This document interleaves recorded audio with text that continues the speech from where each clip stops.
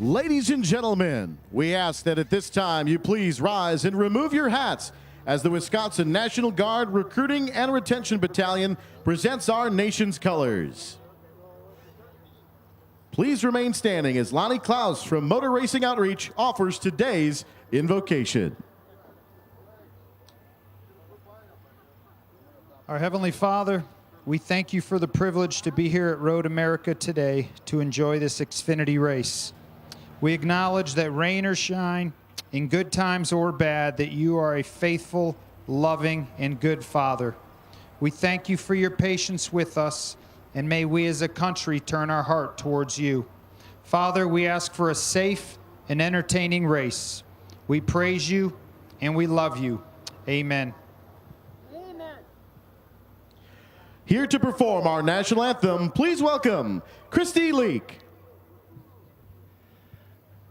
Oh, say, can you see by the dawn's early lights what so proudly we hail at the twilight's last gleaming, whose broad stripes and bright stars through the perilous fight o'er the ramparts we watched were so gallantly streaming, and the rocket's red glare, the bombs bursting in air, gave proof through the night that our flag was still there.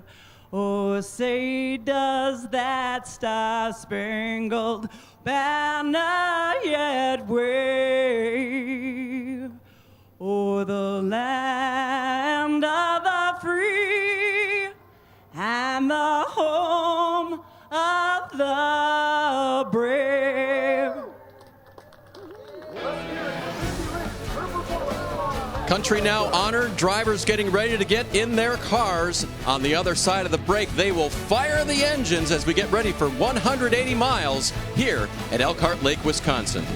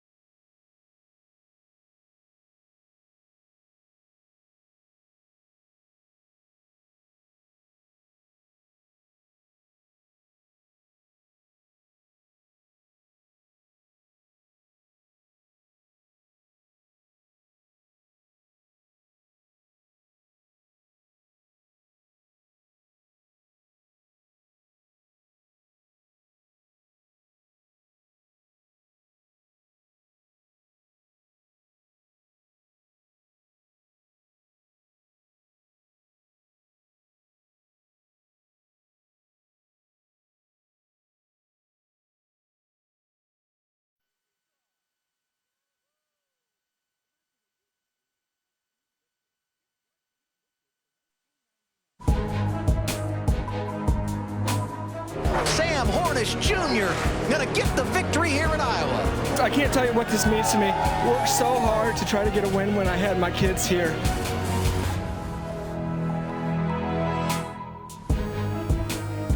He crosses the stripe, and Eric Jones wins at Iowa Speedway. Nice work, fellas. Thank you. It's a great day, man. We had a great car. One that definitely deserved to win the race. The fastest car, I feel like, won tonight.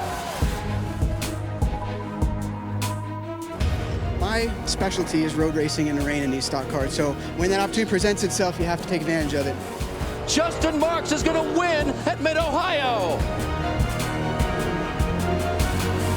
Those are the 3 races that have been away from the Sprint Cup Series so far this year. One more today at Road America. We'll see if Justin Marks or one of the other favorites as far as speed goes might be able to win here this afternoon. But DJ, it is so tough to win if you're them. They're so hard to beat if you're a regular needing points. Well, it is tough to beat those guys because they're in situations that they have nothing to lose. They can gamble all they want. They can actually drive and charge the corners a little bit harder because, again, there's nothing to lose for them. Yeah, sure, some of their owners are racing for the Owners' Championship, and they don't want to disappoint there. But if it's a gamble as far as making a pass or a little bit of a gamble on fuel, they're in a better position. Now, there are 3 that are locked in Xfinity regulars with Elliott Sadler, Eric Jones, and Daniel Suarez that can kind of be in that same page, that they can take a little bit more of a gamble than what some of the others, even though we've got Ty Dillon and a number of those drivers that are sitting there in a situation that points are fine with them. But we did see Bubba Wallace lead at Mid-Ohio. Will we see that here this afternoon? See the drivers now being assisted by their crew. A lot of things to make sure that they're plugged in, DJ, strapped into, taped on, so they don't fall off when you're going around this road course, because they are working left and right over 4 miles here this afternoon. 40 cars ready to start their engines here at Road America. And now for the most famous words in motorsports. From Johnsonville, please welcome owner and chairman, Ralph C. Stayer. Drivers, start your engines. It's time to go racing! Got me a 2 just 4, fired all good. 4 gate loud, clear wall to wall. There you see Eric Jones, Kenny Habul. They're ready to go. So are we. On the other side of the break, we'll set the starting grid and let them go.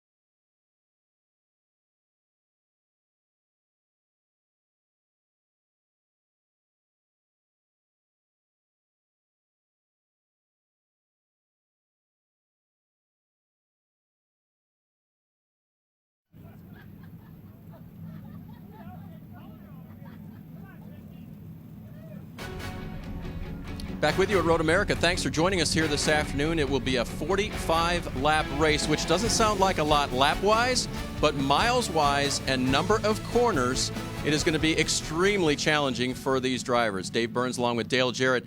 Thanks for joining us. And DJ, this track is like a perfect combination of elevation change and challenging corners, and it's kind of putting the first Watkins Glen and the second Mid-Ohio together. Yeah, exactly. It requires some skills from both of those. We talked about Watkins Glen, how high-speed corners they had there, what they negotiated with there. And then Mid-Ohio, they raced over 60% of that racetrack in second gear. So you have a great combination here because you have 4 parts of this racetrack that are very high-speed, high-braking areas then, which gives you opportunities for passing. But it's really a combination. But they're going to be shifting gears sometime 14 to 16 times per lap here. So that's going to put a premium on taking care of your equipment also. Why don't we put you behind the wheel and take the folks for a lap around this 4-mile course, starting from just outside where we stand. Yeah, and as you go down into turn 1, this is one of those high-speed, high-braking areas. You'll see some drivers try to make passes there. Turn 3, another high-braking area. You go down here to turn 5, fastest part of the racetrack. Another opportunity for passing, but to make mistakes, get to wheel hopping too. A lot of this part of the course here, from turn 6 over to turn 12, is going to be between second and third gear. Very calculating part of the track. Turn 12, another high-braking area. And then you're coming uphill after turn 14 back to the start-finish line. You see some of the names there: Carousel, Kink, Canada Corner. It sort of tells the tale of the differing places and the differing ways you have to race here this afternoon. Well, the best of them in qualifying, Alex Tagliani on the left for Team Penske, and to his right, Michael McDowell for Richard Childress Racing this weekend. Yeah, Michael McDowell didn't get the pole, but he's got the track record, which he set in the first round there. But both of these drivers, Justin Marks, who won back at Mid-Ohio, Owen Kelly, great road racer. I think he's looking forward to stay dry here this afternoon to really show what he can do. In row 3, Daniel Suarez, another Joe Gibbs Racing driver, and Ty Dillon looking for his first Xfinity Series championship this season. Row 4 looks like this. Ryan Reed with another great qualifying performance, DJ. Yeah, he did a great job in qualifying. He'll look for a good solid run. Brendan Gaughan, former winner here. Blake Cook, who needs a strong run to stay in contention for being in the chase, and Eric Jones improving every time he hits the road course. Yeah, Justin Allgaier's been outstanding, being very consistent at these road courses. Brendan Poole in the 48 for Chip Ganassi Racing. Darrell Wallace Jr., very impressive at Mid-Ohio until the end. He admits that. And Elliott Sadler, a new deal this week with One Main Financial. Just a fantastic up week for him. Yeah, 2 drivers right here needing good solid days as far as those points being near that bubble part. They'll be looking to see if they can get a top 10 run. And as we look at the rest of the starting field, DJ, we see the cars rolling off from the grid. The pace laps here, they're long, just like the race laps. What's a driver going through right now as he's buckled in and taking his first slow pace in his race car? You know, with a course that has this many corners, I think you're going through your mind once again exactly where you want to be, what you can do, especially on the start of the race. Where can I stay out of trouble here early on? Because you want to make sure that you give yourself a chance. We talk about 45 laps. That seems not very long, but trust me, it's a long afternoon out here, and you don't want to make a mistake early on. And that's kind of what's going through your head. It's not a negative side of it. It's the side that's going to keep you in the hunt and in the competition throughout the day. A lot of drivers told me this week hitting the simulator, hitting their iRacing, just to make sure they went through in their mind the 14 corners here at Road America. And you can see just below our graphic here, there are sand traps here. There are places where drivers can get off track and potentially get stuck. Yeah, we had a lot of the practice session yesterday, especially the second session, get interrupted by drivers getting off course and in there. We also saw it happen in qualifying yesterday afternoon. And a number of these drivers will be going to the rear of the field. 8 drivers in total will have to go to the back, mostly for unapproved adjustments they had to make. Some for a little accident in qualifying, others just because they needed to make their cars right before this afternoon's action. Pace laps continuing. We'll come back to Road America to get them started in just a moment.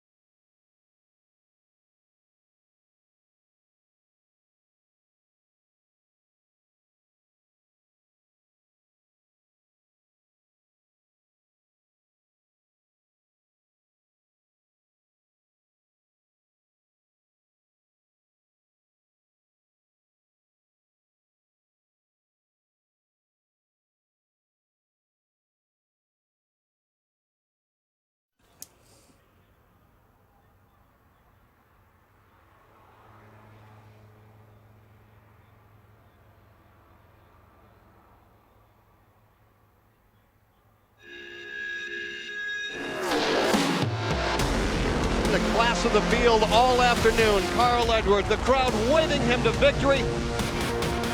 This is the last place I thought I'd win, but we'll take it. It was an absolute comedy of errors, but it's just indicative of how desperate these drivers are going to get when there is a green-white checkered finish.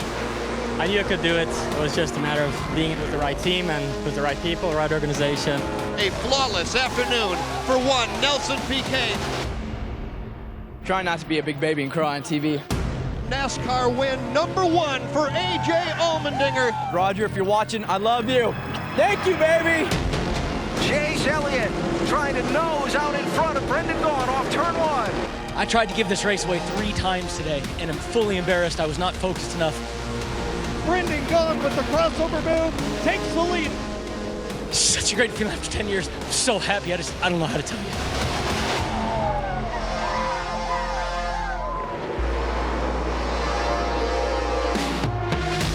In his home state, Paul Menard is going to win at Road America. I've been really fortunate to win at some of the coolest tracks.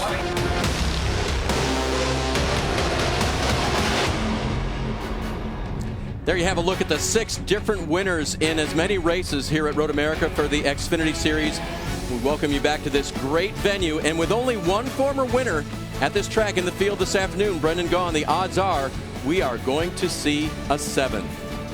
Here's a look at our race today, DJ. Yeah, we talked about just 45 laps, but don't let that mislead you. It's a long time out here for the drivers. You can see the fuel window, 18 to 20 laps. We'll have them trying to go a little further than that on the last stop, just hoping for a little bit of caution to help them out there. In Countdown to Green this afternoon, you met Kenny Habul. You will ride with him in the 88 car for Junior Motorsports this afternoon.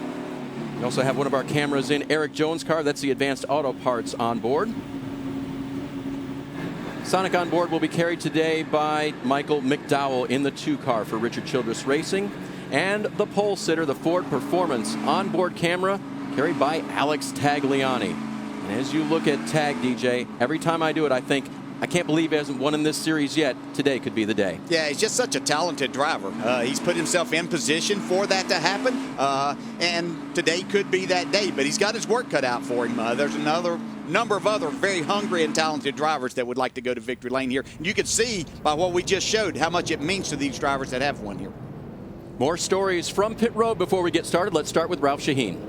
Brendan Gaughan would be very happy to use the 4 sets of dry tires the teams have been allocated with here today to get to victory lane. However, if he has to go to the 2 sets of wet weather tires, that's okay too. As you saw, he's won here in the damp before. And a lot of people might not remember that Brendan's career actually began in small open wheel cars running on road courses. Skinny tires, wet conditions. He learned a lot about throttle control, and he feels that can help get him to victory lane here again. Jim, he will start 3rd here today. Well, Ralph, the Joe Gibbs cars are very thoughtfully pitted all in a row for me here on pit road, but they've got 3 very different agendas. Daniel Suarez, that guy is fast wherever we go. Eric Jones, the rookie, still kind of getting comfortable with this road course racing thing. And then there is Owen Kelly in the 18 car, the driver from down under, very fast at Mid-Ohio a couple of weeks ago, but had a hard time keeping that car on the track. This car, the 18 car, has won 9 times this year. They would love to make it an even 10. Parker Klickerman.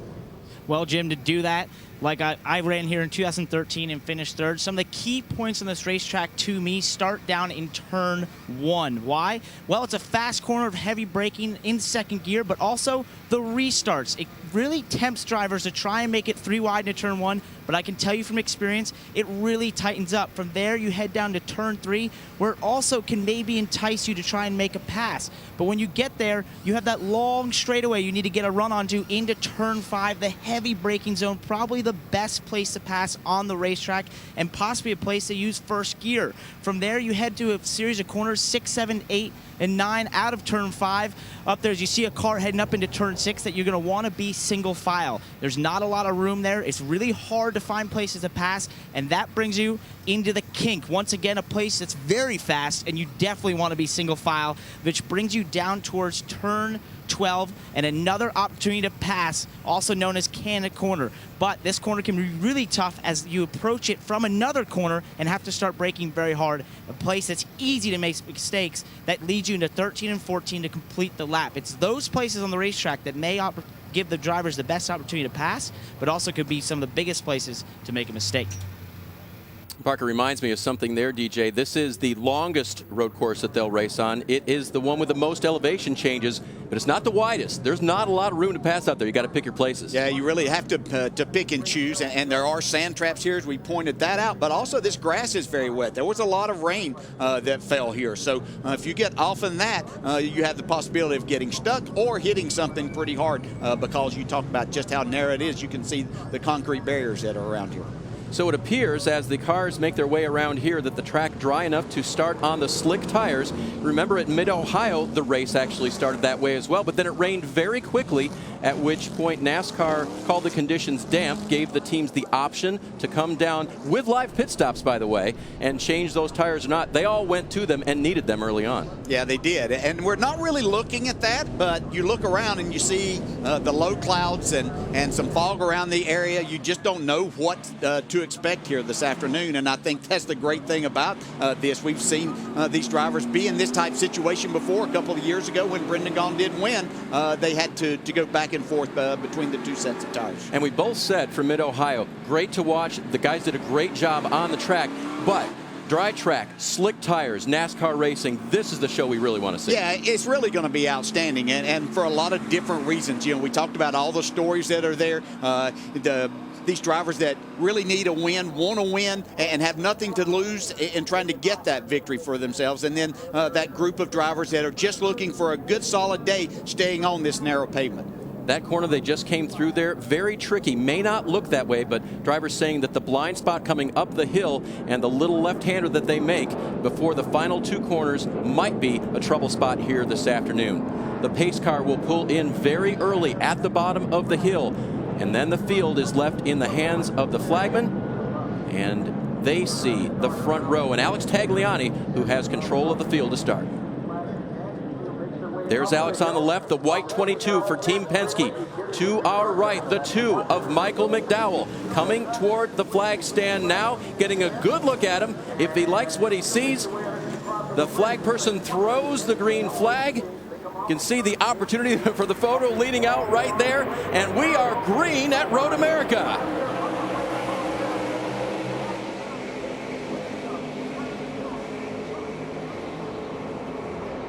Marks to the left in the green car. Is he going to make a move? Yes, he's going to try to get second from McDowell in the first turn. Side by side, out of 1 down to 2. Tagliani trying to get away. And Marks has it. Yeah, he's able to take that spot. It wasn't the best start by Michael McDowell, but just settle in here. Early on, he's got a fast race car, probably the best car that everyone saw yesterday in that final practice session. Parker just took us around the track, and this is one of the areas he pointed to. Great passing opportunities coming down the hill, but hard on the brakes. Downhill, DJ, tough to make it stick here. Yeah, but difficult consequences if you happen to get in too hard. Start wheel hopping, you'll find yourself off in the sand trap. Cleanly through the front 10 or so, still side by side back through the middle of the field as everyone got cleanly away at the start and is making their way around this 4-mile course. Yeah, as you get up here to turn 6, though, you want to be single file there. You find yourself out in the grass, a very difficult spot for these drivers. Ryan Reed in the red 16 saying to the orange 19 of Suarez, I'm faster right now, taking a look. Meanwhile, the teammate of the 19, the 20 of Eric Jones, taking a look.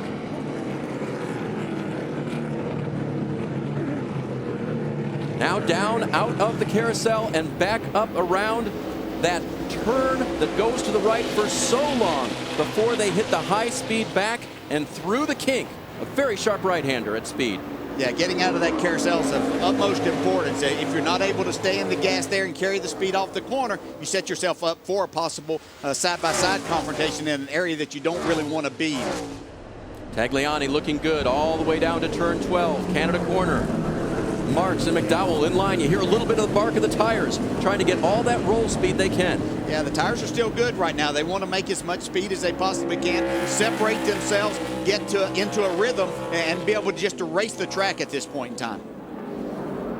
Alex Tagliani, former winner here in the Champ Car World Series, now looking for his first win, but it's a long, long way from over. Completing lap 1, Tagliani will lead.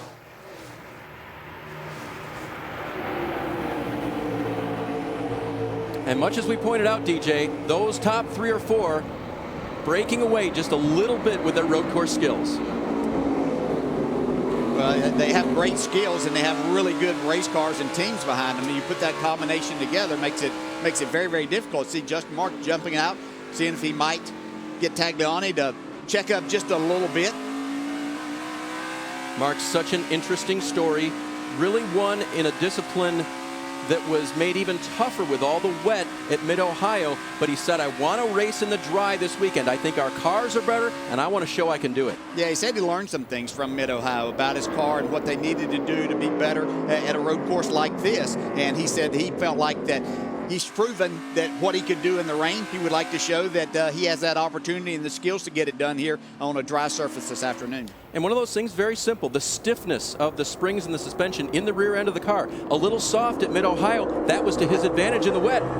Now that they've stiffened it up, better for dry conditions here. Yeah, and that's what you do as a driver, you learn. And he doesn't have a tremendous amount of experience in these cars, even though he's run some road races over the years, but learning those type things. And did it work out in their favor at Mid-Ohio? Certainly it did, but I think it was probably more was his skills to drive in those type of conditions versus his competitors. Of course, Mark's in that 42, sharing the ride this year with Sprint Cup Series driver Kyle Larson.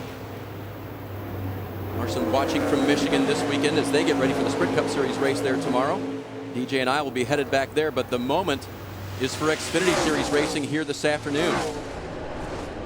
Well, there's just not much separation with these three is what they do. They're all very smooth. You can see that there are a couple of places that one is a little faster than the other, and that with Tagliani, he's really good on the exit of these corners, especially the slower corner. That's going to make it very difficult to make a pass on him unless he happens to make a mistake in charging a corner a little bit too hard. Measuring each other a little bit, and McDowell with a good run down to 14. Yeah, this will give him a chance if he can get up. Now, he told me yesterday he really didn't like taking a big chance down into turn 1 unless he was able to get beside them by the flag stand. We'll see. He said it's hard to outbrake someone, especially a good road racer, down into turn 1. Looks like he's going to try to give it a try, though. Showing the nose. Marks keeps the line and breaks, DJ. You mentioned him. You better have him for all 45 laps here this afternoon or more. Yeah, that's exactly right. You have to be careful with that. But there's a huge difference in right there going down into that corner for lap 3 versus what will happen at lap 43. So as the leaders move through, a couple of cars on pit road early. Jim, is that a big crash down at the end of the pit wall on the front straightaway. DJ, you're right. And it's the 0 of Garrett Smithley. Like something might have broke on that car. Everybody gets it woed down, but Smithley, a hard right turn it looked like into the wall there. Jim, what's going on with the 20? Well, originally, Dave, we thought that they were simply bringing Eric Jones down to top off the fuel tank. We heard a lot about fuel strategy before the drivers got in their race cars, but the team did go ahead and change 4 tires. Doesn't appear to be a tire problem right now, but nothing on the radio other than coded phrases telling us exactly why Eric Jones hit pit road. Parker. Well, Jim, you see the 0 there of Garrett Smithley wrecked on the front stretch here, and his crew came over the radio and said he was going as straight as can be. Something broke, got turned to the inside wall, and obviously an unfortunate end to their day there. Well, DJ, you were looking down toward turn 1. They're getting ready to sort of observe the passing that might happen up front, and you saw the smoke. Yeah, just saw the cars that was heading towards the inside pit. And just unless something breaks, that's not something that's going to happen there. So very unfortunate. Hopefully everything with the driver is okay here, but you can see a hard impact. And usually the action we see there is the merge from pit road to the speeding cars that are coming onto track. But this was a bizarre situation for the driver of the 0.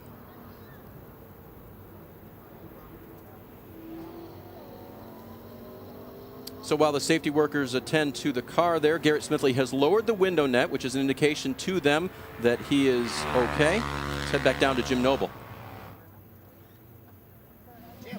All right, you can see right now what happened with Eric Jones in the pit of the 20 down here on the tire. That tire was flat spotted. On one of those corners on lap number 2, Eric Jones immediately radioed in and said thought he had a tire going down. It is up, but that was going to be a problem. So crew chief Chris Gabehart decided to pit Eric Jones right away.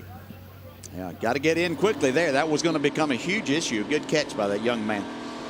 So Jones with 4 fresh tires on his car. Garrett Smithley, thankfully, walking to the ambulance. He'll be taken to the infield care center. We'll rejoin you at Road America in just a moment.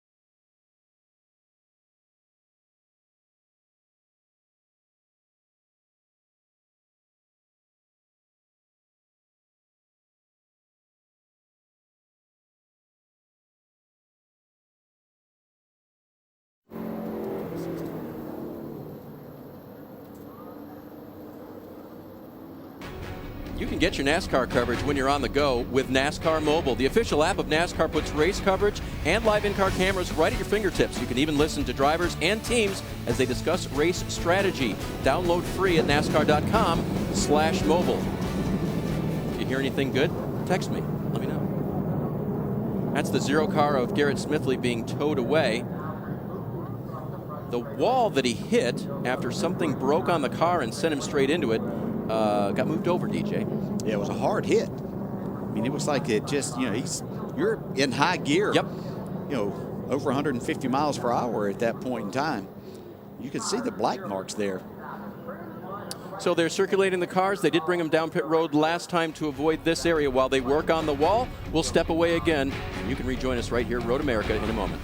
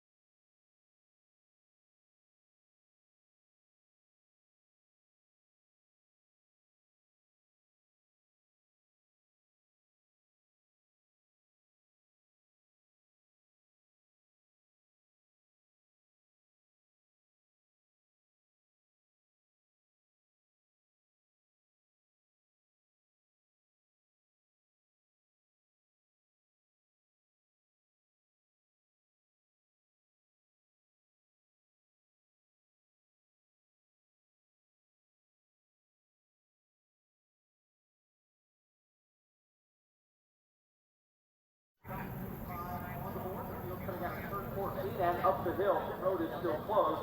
Will be at least another lap. Be sure to watch every Xfinity Series race with the NBC Sports app and get closer with additional camera angles, driver stats, and track information. It is available on mobile, tablet, and connected TV. You can download the app and find out more at NBCSports.com/live.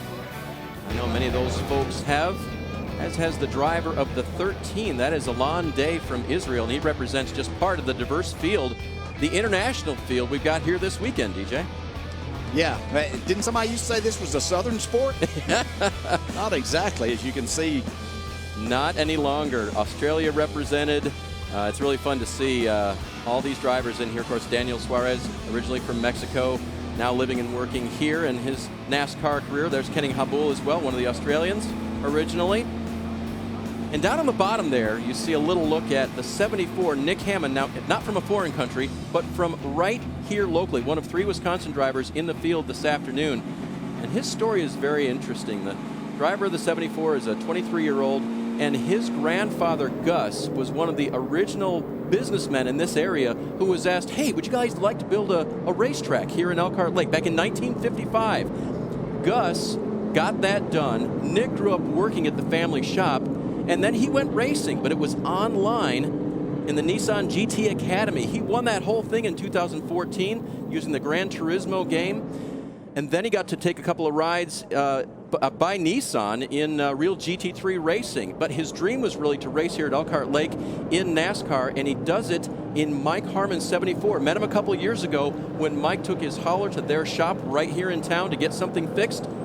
Nick kept his car, kept in touch. He started at Watkins Glen, and now he's racing here at Elkhart Lake. Yeah, what a great story. You just never know where that opportunity is and when it may present itself. And who would have ever thought that we had in an Xfinity race that basically, as we said, I mean, this series started mostly in the South, but we have more drivers from Australia and from the state of Wisconsin, each one, than we do from North Carolina. Only 2 drivers in this field from the state of North Carolina. Go figure. Yeah. Jim Noble? Tell you what, guys, pit road's full of great stories as well. Joe Gibbs Racing, usually they use their Sprint Cup pit crews for the Xfinity teams, but those crews obviously are in Michigan. So Owen Kelly has a veteran crew. Actually, Owen Kelly has a contract crew, independent contractors. Daniel Suarez is using a JGR training team. And these guys you see right here, Owen Kelly's team, that is a veteran team made up of guys who have won all kinds of pit road championships. You're looking at Mark Hollywood Armstrong, Todd Foster. They actually won the 2000 Pit Crew Championship 16 years ago. The driver for that car, Jeff Burton, our own Jeff Burton. So I've asked these guys if they need any oxygen, any Geritol down here. Yeah. They appear to be doing good, but we're only a few laps in. Ralph?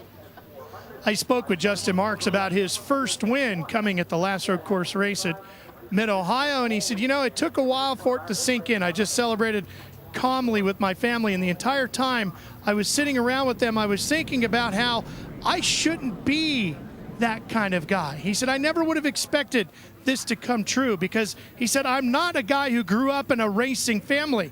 He didn't even really go to races until his dad offered him the opportunity back in '95 when he got straight A's that they would do whatever he wanted. And he wanted to go to the Indianapolis 500. He watched Jacques Villeneuve win that day, and he was bitten by the racing bug. After that, as he got through high school, he began his racing career. So he's really, Dave, a bit of a late bloomer. But now he's a NASCAR Xfinity Series winner. Now, great story, Ralph. Remember, he said in Victory Lane, I'm not a big-time racer. We all looked at each other and disagreed. Alex Tagliani leads. Marks is right behind him, still under caution here, cleaning up on the front stretch.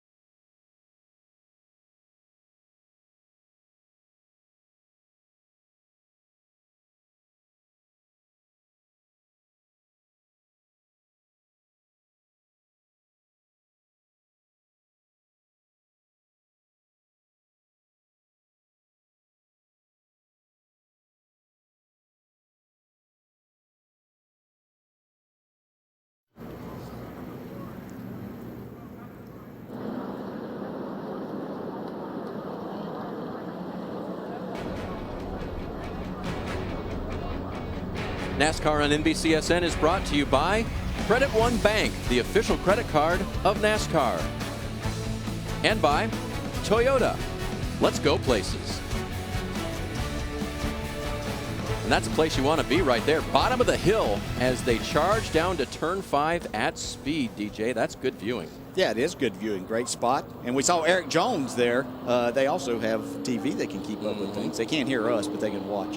But we talked about Eric Jones and flat spotting that tire. Could have been right here where he did that high-speed part of the track. And what happens there is you get in a little bit too hard. You lock the brakes up. You have to stay on a little bit longer. It slides those front tires, and then you flat spot it and get it to the point that he was very lucky that that tire didn't blow out before he was able to get back around and get on pit road. Jim? Yeah, DJ, after we gave our pit report about that flat spot, Eric Jones radioed in and said that you're pretty much right. He was actually trying to avoid Ryan Reed. Ryan Reed had gotten a little squirrely in front of him, and when he locked up that tire, you're right, it absolutely tore it apart. So Chris Gabehart was really happy. That was Eric Jones making the call. Say, I think we've got a problem. And Chris Gabehart, as we said earlier, brought him right in on pit road. Now, if we get another lap of caution, Eric Jones came in and topped off the tank on this last lap. If we get one more lap of caution, you might see a lot of other cars start to think fuel strategy and come down on pit road to top off that fuel tank, Parker. Well, Jim, two other cars that really were looking at the fuel intake and trying to maximize the fuel strategy is that 33 of Brandon Jones, who came down and took fuel only, as well as the 01 of Ryan Preece. The intention here is to allow them more options as we get later in the race, potentially for green-white checkers. A good update, guys. 13 total cars came down pit road. Dakota Armstrong's 28 car pitted from 20th. He was the first to make the break. There will be some strategy here this afternoon. And that's what you want. You know, we talked earlier about, you know, if you can't outrun these guys that are up front, then you've got to have something totally different as far as your strategy goes. You know, the likelihood of this going green until the end, probably not there, but you never know. You put yourself in that position to be something and do something different than what the very fastest cars are doing. You see Alex Tagliani moving to driver's right now in the 22 car. As the leader, he's the control car. He'll have that defending position as they go down to the first right-hander after the long front straightaway. Yeah, so Justin Marks was able to take advantage on the initial start of the race and get that second spot away from Michael McDowell. One of the toughest spots to be is that driver lining up that's not in control of the restart, but starting on the front road. The driver that is in control of the restart usually gets a better jump. That should be his advantage. So that leaves it to the third place car to be in a better position too. He's already in a good spot as you go down into turn 1 because it's a right-hand corner and he's going to be on the inside. We'll see if Michael McDowell can get a better start than what he had on the initial start of the race. Opportunity to return the favor for the driver you're riding with right now. This is a tricky part I talked about earlier. As you see coming up, they can't see over the top of that little hill. And that's one of the things that has given drivers some trouble here this weekend. Just part of the character at Road America. Yeah, and it'll be more so as the racing ramps up and they get more laps here today and opportunities present themselves as the tires get worn some and some drivers, the handling goes away a little bit more. So it gets very, very challenging for these drivers. And you know, this is a tough part here. They're coming up the hill and anticipating exactly where the start of this race and when it's going to happen. So you're back mid-pack. You're going to still not even be over the hill and seeing the green flag. You're relying on your spotter at this point. Elevation changes all over this Elkhart Lake facility as Alex Tagliani gets ready to complete lap number 6. He looks to the starter stand, and he will see the green flag once again.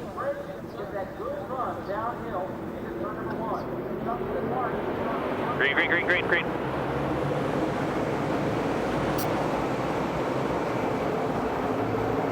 That restart zone just before the flag stand there, and he gets another good one. Here comes McDowell back on the inside.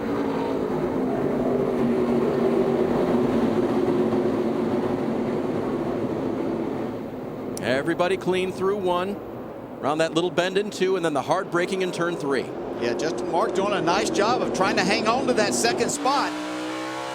Like it might have been a little contact there. Michael McDowell's going to get into that second spot. Heard him going through the gears there. 15, 16, maybe 17 if you're in trouble, shifts per lap. Yeah, and talking to Michael McDowell yesterday about his car, and he said they were fast right from the very beginning. Up 3 wide, Justin Allgaier in the wrong spot there on the exit of turn 6. And that 90 on the inside, the black car, was J.D. Davison. Haven't talked about him yet today, but he's an interesting story. Now back in 8th position. Yeah, and that was there is what they were trying to negotiate.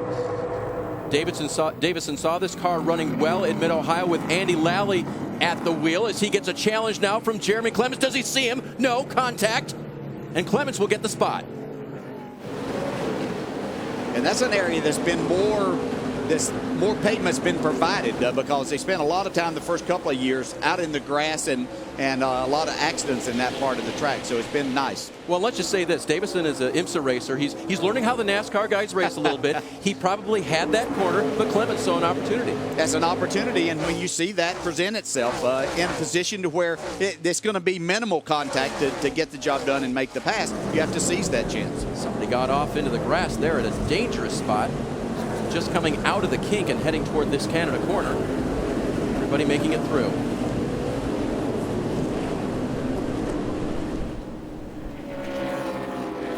'25 car there you saw for a minute. The black car, that's Alex Kennedy this weekend.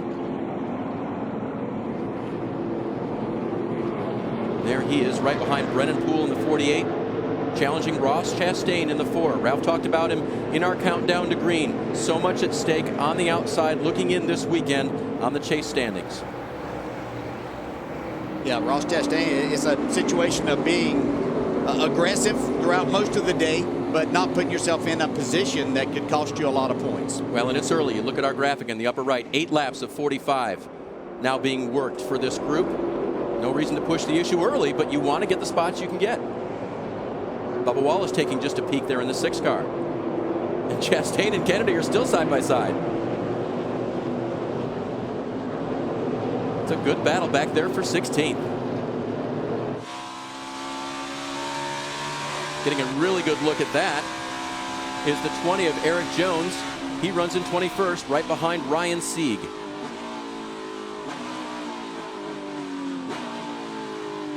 Everything kind of worked out, even though he had that issue up, getting into the back of Sieg a little bit there. The accordion effect happening, and clear. Yes, you are now. But having to make a pit stop under green flag conditions, and then he was able to come in and get fuel too. So he's got a few laps once, if we get to that point of green flag pit stops start happening, he'll be able to stay out a little bit longer, and all of that will depend how much he decides that he wants to stay out and how much new tires might pick them up over staying out there on worn and older tires. We see Kenny Habul now getting a position on Ryan Sieg. Sieg was one of the drivers that had to start at the tail of the field, had issues in qualifying they had to take care of. And DJ, you and I talked about his story. He really did probably about what he expected at the first 2 road courses, finished in the low 20s. And then last week would have been his big week not to have problems or to make gains. And it was a finish in the 30s at Bristol with mechanical issues. Yeah, and I think that we're seeing this kind of time of the year where it's affecting these teams that are on lower budgets. Their parts are getting a little more worn. We see Eric Jones and Kenny Habul both trying to pick up spots here. But that's what affects these teams. And as they're racing, they understand the importance of this first year for the Chase in the Xfinity Series, how important that would be. Not only to just be a part of that 12 and have a chance at the championship, but for the opportunities it might present to have more money and get more sponsorship along the way. You see Habul chasing the 44 of Yaley for 18th position. Up front, it's still all Tagliani. He's got about almost a second lead over McDowell and another second back to Justin Marks. There you see the gap there. And Owen Kelly in the other orange Joe Gibbs Racing car with a little blue on it, the 18.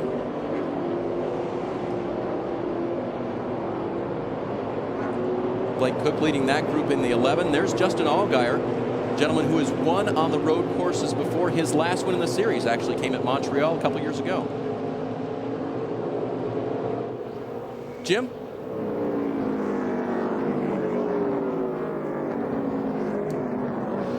Bubba Wallace has also brought the number 6 car down pit road. Remember, we told you they were one of those cars that was thinking fuel mileage if we had gone another lap under caution. That didn't happen, but Bubba and teammate Ryan Reed decided to hit pit road, see if they could work together to get back up front. They'd like a little more grip on those tires on the 6 car, so that's why they changed them early.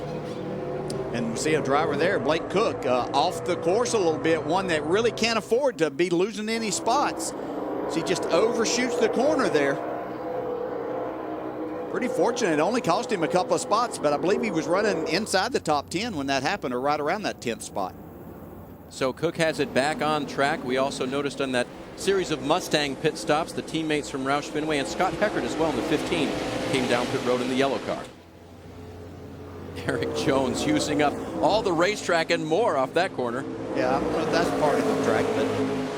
And that is where you're carrying a lot of speed out of the carousel and then mashing the gas, DJ, trying to get ready for this back straight where you hit the kink and then hard braking down into Canada corner. Yeah, and you're right behind another driver. You can't really see all of the racetrack itself and where the asphalt may run out, and you're trying to power up to see if you can possibly make a pass there. So sometimes you just get a couple of wheels off. Eric Jones doing a nice job of keeping it going in the right direction. Brennan Poole trying to take advantage of Blake Cook. He gets by. Poole now moves into 12th.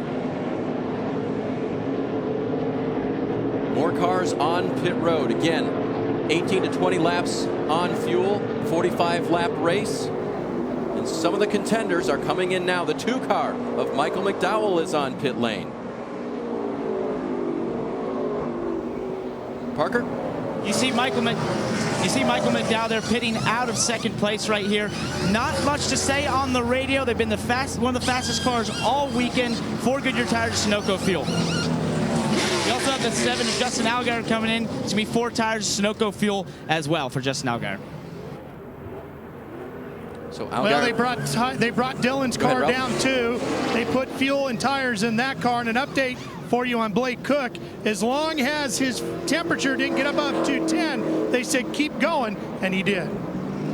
Now, that's a good point, Ralph, because he got off in the mud and the grass, and you never know what that's going to do to the cooling at the front of the car. Yeah, those splitters will grab that and cut that grass, and it'll get on the grill and cause an overheating problem. Looks like Kenny Bull's got a big problem going behind the wall. Slowly rolling in, Parker. Well, Dave, you see that? He's going behind the garage here, and what has happened is he has an axle issue. There's not a working axle within that car. I don't know which side at this time, but that means that this car this time is going to have to go behind the wall and fix that issue, be able to get back out.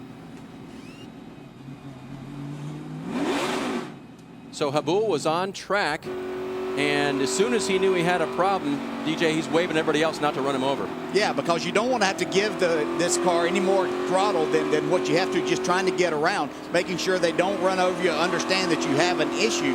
The more throttle he tries to give it, the more that car is going to steer, depending on which one of those axles is broken. That could happen for a couple of things. It could have happened after a pit stop when you let the car down. The timing gets off there as far as you get into the gas. It could start the braking process there, or as you go over these rumble strips, it could happen there as you're trying to power up. So we see our leader hitting pit road.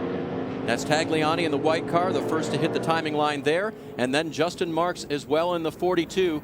So on lap 9, working lap 10 as they come to the finish line this time, the leader of the race, all laps so far, Alex Tagliani, is on pit road.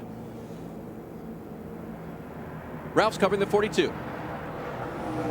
I've got Justin Marks coming to a stop here. Crew is on the wall, ready to go. Marks hits his marks, and they all come in. They will raise the windshield wiper to take a strip off the window. They put the wiper back down. They will take 4 tires of fuel here, Jim. Here is your leader, Alex Tagliani, reporting no issues with the car right now. It'll be 4 Goodyear tires. Sunoco Racing Fuel, a slight wedge adjustment for Tagliani. Right behind him, Owen Kelly is in. They're both in their fuel window where they want to be, but Owen Kelly is reporting that he has a soft brake pedal. They'll change all 4 Goodyear tires and fill him up as well. And there's McDowell falling in behind. Remember, he pitted the lap before. And that's where they come out, right about where they were. McDowell trying to get the spot from Marks on just colder tires. Yeah, and so he's been out there a couple of laps. The pressures have built up. He had a little bit of speed built up getting down into those first couple of corners. So they all made about the same amount of time as far as what it took them to get on and off of pit road and get in this position. We'll see if Tagliani can hold Michael McDowell off here, though. So on and off of pit road, a lot of timing lines on there anyway, and some added this year, as NASCAR has done with the tracks at several places, and that is going to get more guys busted for speeding. The 42 exiting too fast. So Justin Marks will have to do a pass-through penalty the next time around. So big implications there, DJ, and sometimes it's a matter of wanting to try to get more, and sometimes it's a matter of you've got a lot of things going on, you're looking at your gauges and everything. It's easy to speed if you're not careful. It's very easy to do it, especially with the long pit road that you have. And as a driver, the pit crew does their job. You want to get back out there and make everything happen in a timely fashion. But all it takes is just that little bit of going over that speed. And they have added the timing lines here, as we've seen at most of the tracks. Makes a big difference, much easier to get caught. McDowell wants by in the worst way as they head to Canada Corner.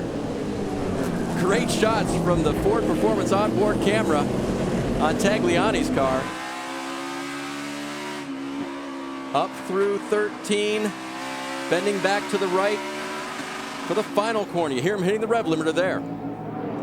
He's trying to put a little distance there if he possibly can. Now, Brendan Gaughan's the leader. We're watching these drivers, but Brendan Gaughan stayed out as we see Justin Mark now going to serve his penalty. Pit road speed doesn't start yet, but he was almost to it right then. Nick Hammond off track with a problem, right rear down for him. Yeah, this could possibly bring out a caution if he gets back or is not able to get going. Either one, and the caution is waving. So Marks, now I don't know if they'll allow this as his pass-through, DJ. He was already on pit road, I believe. Okay.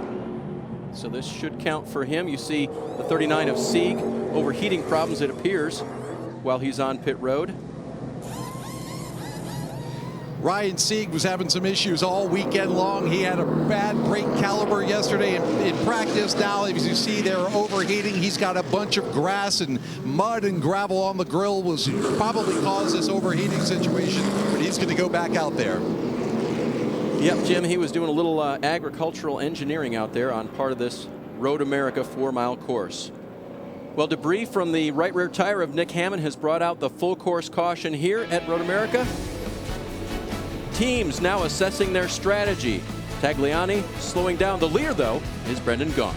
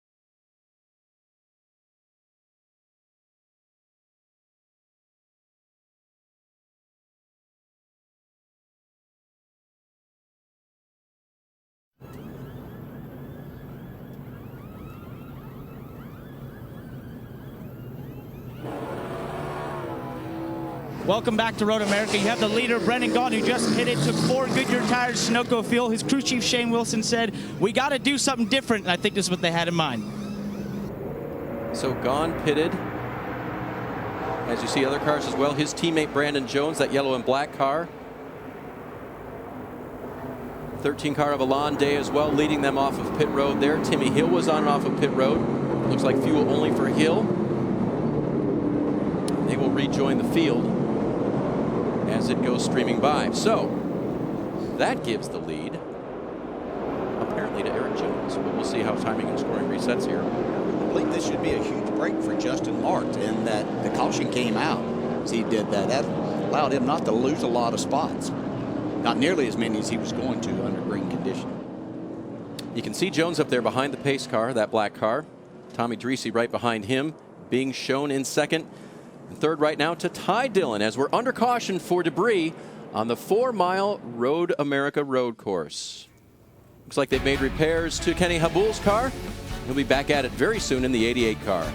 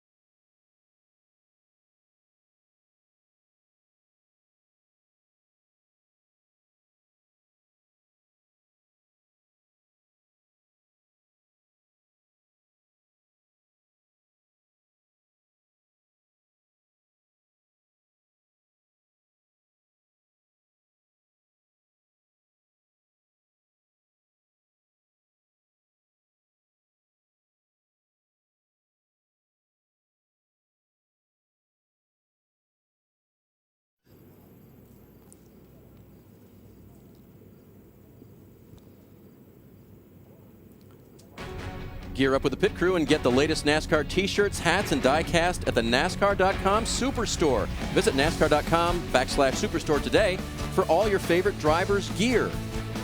Like the 88 of Dale Jr., in this case Kenny Habul today. 88's had so many drivers lately, you just never know who could be selling at the Superstore there. Here at Johnsonville's Bridge, we're going to call it, we welcome you back to coverage of the Road America 180. It's fired up by Johnsonville, and that's actually right out of turn 8 before you get to the carousel. And somewhere out there, somebody's smoking some Johnsonville brats. This is Wisconsin, and that's one of the cool things about this place. They've got the bridges named after companies that support the area and are local. It's kind of fun to come out here, especially if you live around here and you might work at those places. So the pace car has the field. We are still under caution here.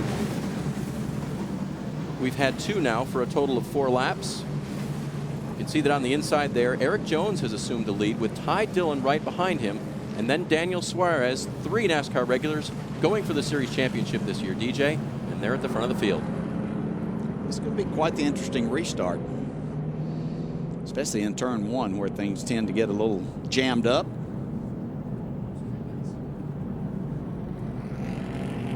See Tommy Dreese to the outside there. Free pass this time went to the 97 of Paige Decker,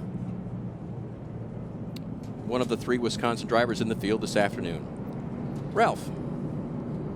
Dave, you got to remember that Justin Marks was running up in the top 3, battling with some very talented, very fast road racers. Alex Tagliani and Michael McDowell. Now, after being assessed that penalty, even with the break from the caution flag, he's back in 23rd. So the crew is reminding him, hey, just 1 car lap. And more importantly, they were reminding him, remember, your closing rate speed is much different than some of the guys around you. Be careful. Make sure you can make clean passes and don't get us in more trouble, Jim. By the way, one of those very accomplished road racers, Alex Tagliani, Ralph, as you mentioned, says his car's a little looser than he would like right now. He's sensing a little movement in the front end. He's relaying these messages to a brand new crew chief. Greg Irwin is the interim crew chief on the number 22 team for Team Penske. Brian Wilson was reassigned. You know, the 22 team has been perennially one of the best teams in the garage. Hasn't quite been like that this year. They lost a lot of personnel this year, but they're trying to get back into those owners' championship standings, be relevant in that. And Tagliani here at Road America could give them a big boost in that endeavor. Well, Jim, and I thought it was interesting yesterday when Tagliani talked about the changes that were made during qualifying affected by his new crew chief, Greg Irwin. So they're getting it well done so far for that new combination in the 22 camp. We're with you at Road America. This is Elkhart Lake, Wisconsin, the longest road course that NASCAR Xfinity Series will run, and the 3rd and final in their month of August, where they turn left and right before they get back down to running to the chase. Come up in just another 3 races. I'm Dave Burns along with Dale Jarrett. Down on pit road, Parker, Jim, and Ralph bringing you all of the action, and we've had a lot of action on pit road already here this afternoon. Some the drivers would rather forget. In fact, Justin Marks, one of the faster cars in the field today, the 42 car, the guy that won the last road race at Mid-Ohio, was busted for speeding as he exited pit road. A lot of new timing lines added here at Road America, and they caught Justin Marks, who now, as Ralph pointed out just a minute ago, runs back in the pack. Let's check in with Parker Kligerman. Well, Dave, you see the 22 there trying to find his position for the restart, as well as the 2 of Michael McDowell. The 2 has had a lot of discussion on the radio trying to figure out if he's ahead of Tagliani. Now, the reason that is happening is that Tagliani actually slowed down at one point under this caution, thinking he was waiting for the pace car.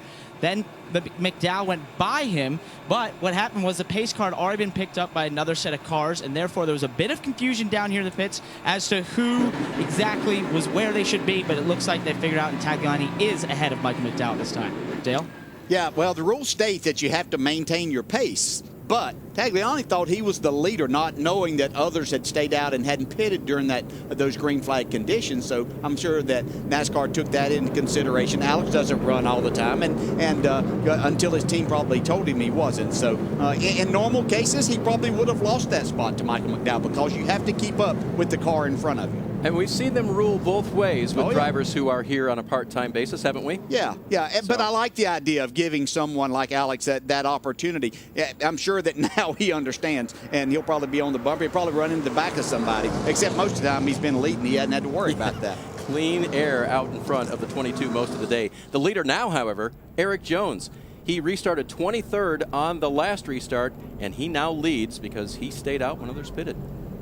So good strategy so far for that Joe Gibbs Racing driver. And we've talked about it the last few weeks, DJ, how hard he's been on himself, and even had issues earlier today when he flat spotted a tire. Appears to be getting the hang of it. Yeah, sometimes your mistakes actually work out to get you in a good spot. So, he learned from his mistake there, flat spotting that tire, having to come in early. Now he's got his car out front. He can see what it will do out here, and it really hasn't cost him a whole lot at this point so far, Jim.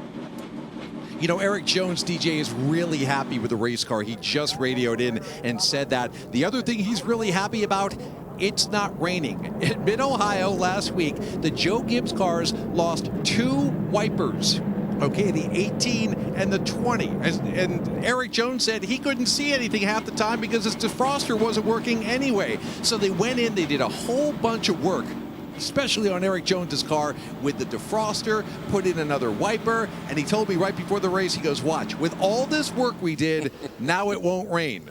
We shall see. So far, so dry here in Wisconsin. There are clouds in the area, but it looks like we're going to stay dry for the duration of this 180-mile race.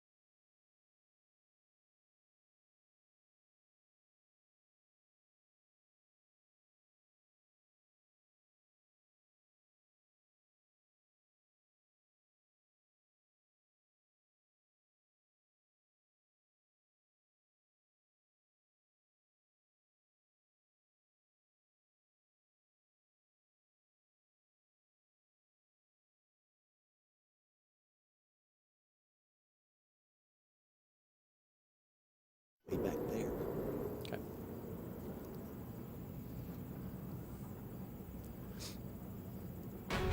Did you know you could get the latest NASCAR news, results, and highlights delivered straight to your inbox? You'll never miss a story or last lap pass by subscribing to the official NASCAR newsletter today. Visit NASCAR.com/newsletter.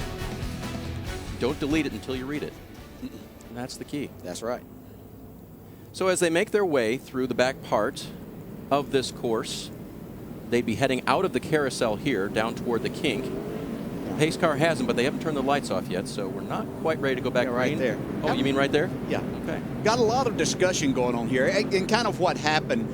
Alex Tagliani slowed down when the caution came out, which is what you're supposed to do. But there were some cars that were on pit road and some cars that were behind Tagliani that thought that he slowed down too much. They knew that those cars were going to beat them out and be in front by the caution coming out and having to slow down. Tagliani did the right thing. The others, which was the 3 car and 19. The 19, went ahead and passed Tagliani. We're trying to get those spots. Can't do that. So NASCAR has given their ruling in that way. Basically kept Tagliani where he was. He'll line up in the 3rd position with McDowell to his side. And Tommy Dreese, nice recovery for them. They had mechanical issues in practice. Usually broke a rear end, had that repair done. Tommy started the race today in 28th position, now runs 2nd. We talked about the 16 and the 6 being on pit road when that caution came out. They were just leaving, but they ended up in the top 10. So that was very fortunate for them in that situation. We get a good look at the Hollywood, California driver. Likes to come out and race the road courses in the Xfinity Series when he gets a chance. So working lap 15, coming by to complete it. This time by a third of the way through. We've got a lot of racing left to see here at Road America. The skies are sort of darkening and lightening, but so far no threat of rain. They've been on the Goodyear Slick Racing Eagles all afternoon, and as we said before, DJ, that's the show we wanted to see. Yeah, that's what we wanted to see, and they had 3 of those in the pits to work with this afternoon. They started with a set of slicks, and then they had 3 in the pits to work with throughout this entire 45-lap race. Up the hill toward the flag stand in full view. Dreese and Jones pitted at the same time, and they will lead this field back to green. It's out again at Road America.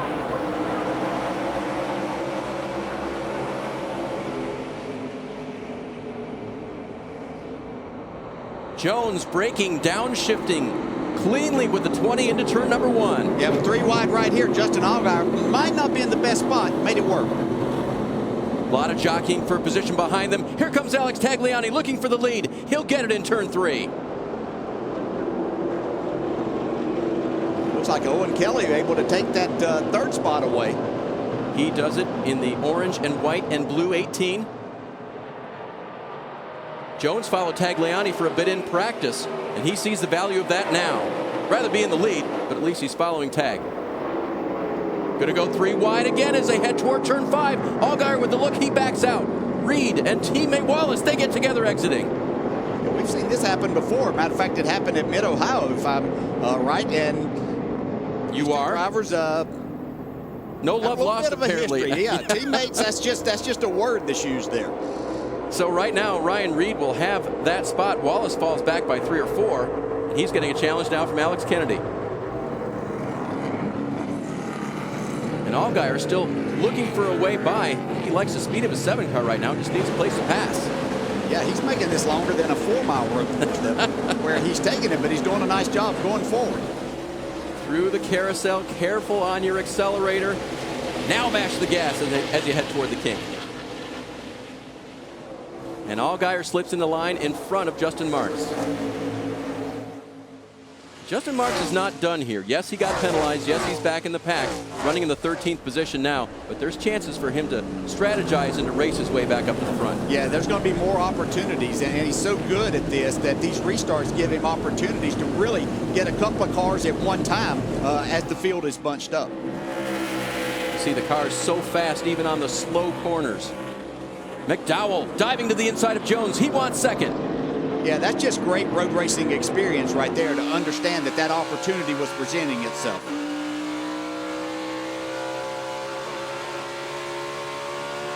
Up the hill across the start-finish line. Michael McDowell with Owen Kelly in his mirrors. Will Kelly make a move down into turn 1? Not close enough.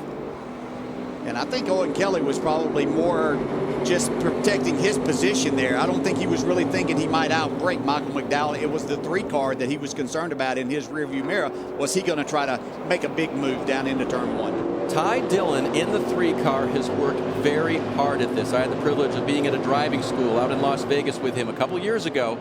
Driving Corvettes, he listens, he's a sponge. He wants to do this as well as he does oval racing, and he's running 4th right now.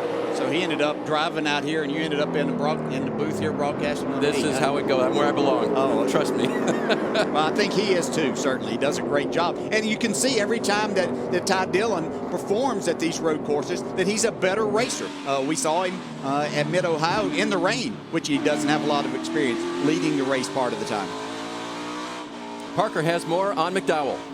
Well, he is teammates to Ty Dillon, and right now he just got into 2nd place. When I talked to Michael before this race, we knew he had a fast car. We discussed the fast car, but I said to him, what do you worry about? What is something that catches your mind about what will be a struggle for you? And he said, restarts. I can't control restarts, but I've got to save this car because it's so fast. And I can tell you as a driver, one of the toughest things you can do sometimes is when you have a very fast car is to be in defensive mode, where you're trying to protect that car, and that's especially tough on the restarts. You see him falling back now in 2 subsequent restarts, but able to get back into 2nd right here. Ralph. Parker, I had a great conversation with Ty Dillon just before we crawled into the car, and talking to some of the other teams. Some guys are using 2 different cars throughout the course of the 3 road course races for the Xfinity Series. Ty said, no, we're using the same one all 3 races. He said, when you're related to the owner of the car, you learn real fast about low budget and keeping the thing cost effective. All the fenders are on this car. He's running well inside the top 5. That's a great point. Ty, of course, the grandson of Richard Childress. And 2 Dillon brothers now racing Austin in the Sprint Cup Series, and winner last week in this series, oh, by the way, at Bristol, which was a thriller. And Ty in good position to run for the championship here. Hasn't won yet this year, but has the 2nd most points of any driver that has not won in the series. Yeah, it keeps knocking on the door. Now we see we're inside Michael McDowell's car and can watch a little of his footwork here. 1440. It's just a great art to being able to do this, and the good road racer here allowing us to come inside and see exactly what he's doing with his feet. You don't have to use the clutch if you're a good road racer. Some of us had to. But you can see he's just using his left foot on the brake. He's tapping the brake, make sure he has that when he gets to that high braking area here. But you can see his downshifts are just by patting the gas and matching up the RPMs with his speed. Really smooth at making all of this happen. DJ, you see that metallic component above his right foot there keeps coming down like a hammer. What's that? Well, that's a guard, basically, is what it is. It allows you to have that. A lot of drivers like to run that in case the throttle should stick. It's just a safety issue to where if the throttle's hanging, you can use that to pull the throttle up to where you can get the car slowed down. You also see that strap across the top. Looks like a seat belt. They have that in there to, just in case there's a hard right side impact, keep the feet and legs from flying out of the top of the footbox there. It keeps it basically tied together and the driver where he's supposed to be throughout an incident. Very cool for Richard Childress Racing to let us take a peek inside the cockpit of the 2 car this weekend with Michael McDowell.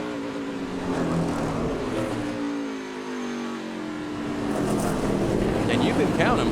We said as many as 14 to 16 shifts per lap by all these drivers, and maybe more if you get in trouble. Yeah, and we talk about that turn 5. A lot of drivers will go to first gear there. A lot of times when they're running in this type situation, they won't get down into first. They'll just use 2nd gear through that. It saves on the transmission. It saves on the opportunity for them to make a mistake. But if they're in a racing situation, a lot of them are going to go to first gear, try to make sure that they get that run off the corner. McDowell running 2nd, 3 times a runner-up in the series, trying to win here this afternoon. Owen Kelly runs 3rd, Jim. Yeah, Dave, I had a chance to talk to Owen this morning before he strapped into that number 18 car. He said he learned a lot at Mid-Ohio. He basically knows in the first half of this race, he has to stay on the racetrack. That's job 1. He didn't do that a couple of weeks ago. 2, he says in the dry, he feels he can drive with anybody. There's a certain school of thought that says all these road course specialists want rain. He said absolutely not. And one last point, Owen, of course, is an Australian driver. He made a point to ask us to give a shout out to our buddy Lee Diffie of NBC Sports, who's laid up right now, ill. He said, Lee, get better. And he's racing with him in mind. So, Lee, if you're out there listening, and I know you are, we add to that too. Owen and Jim, that's a good word. As you see the 42 of Marks get around the 19 of Suarez. 18 laps completed here at Road America.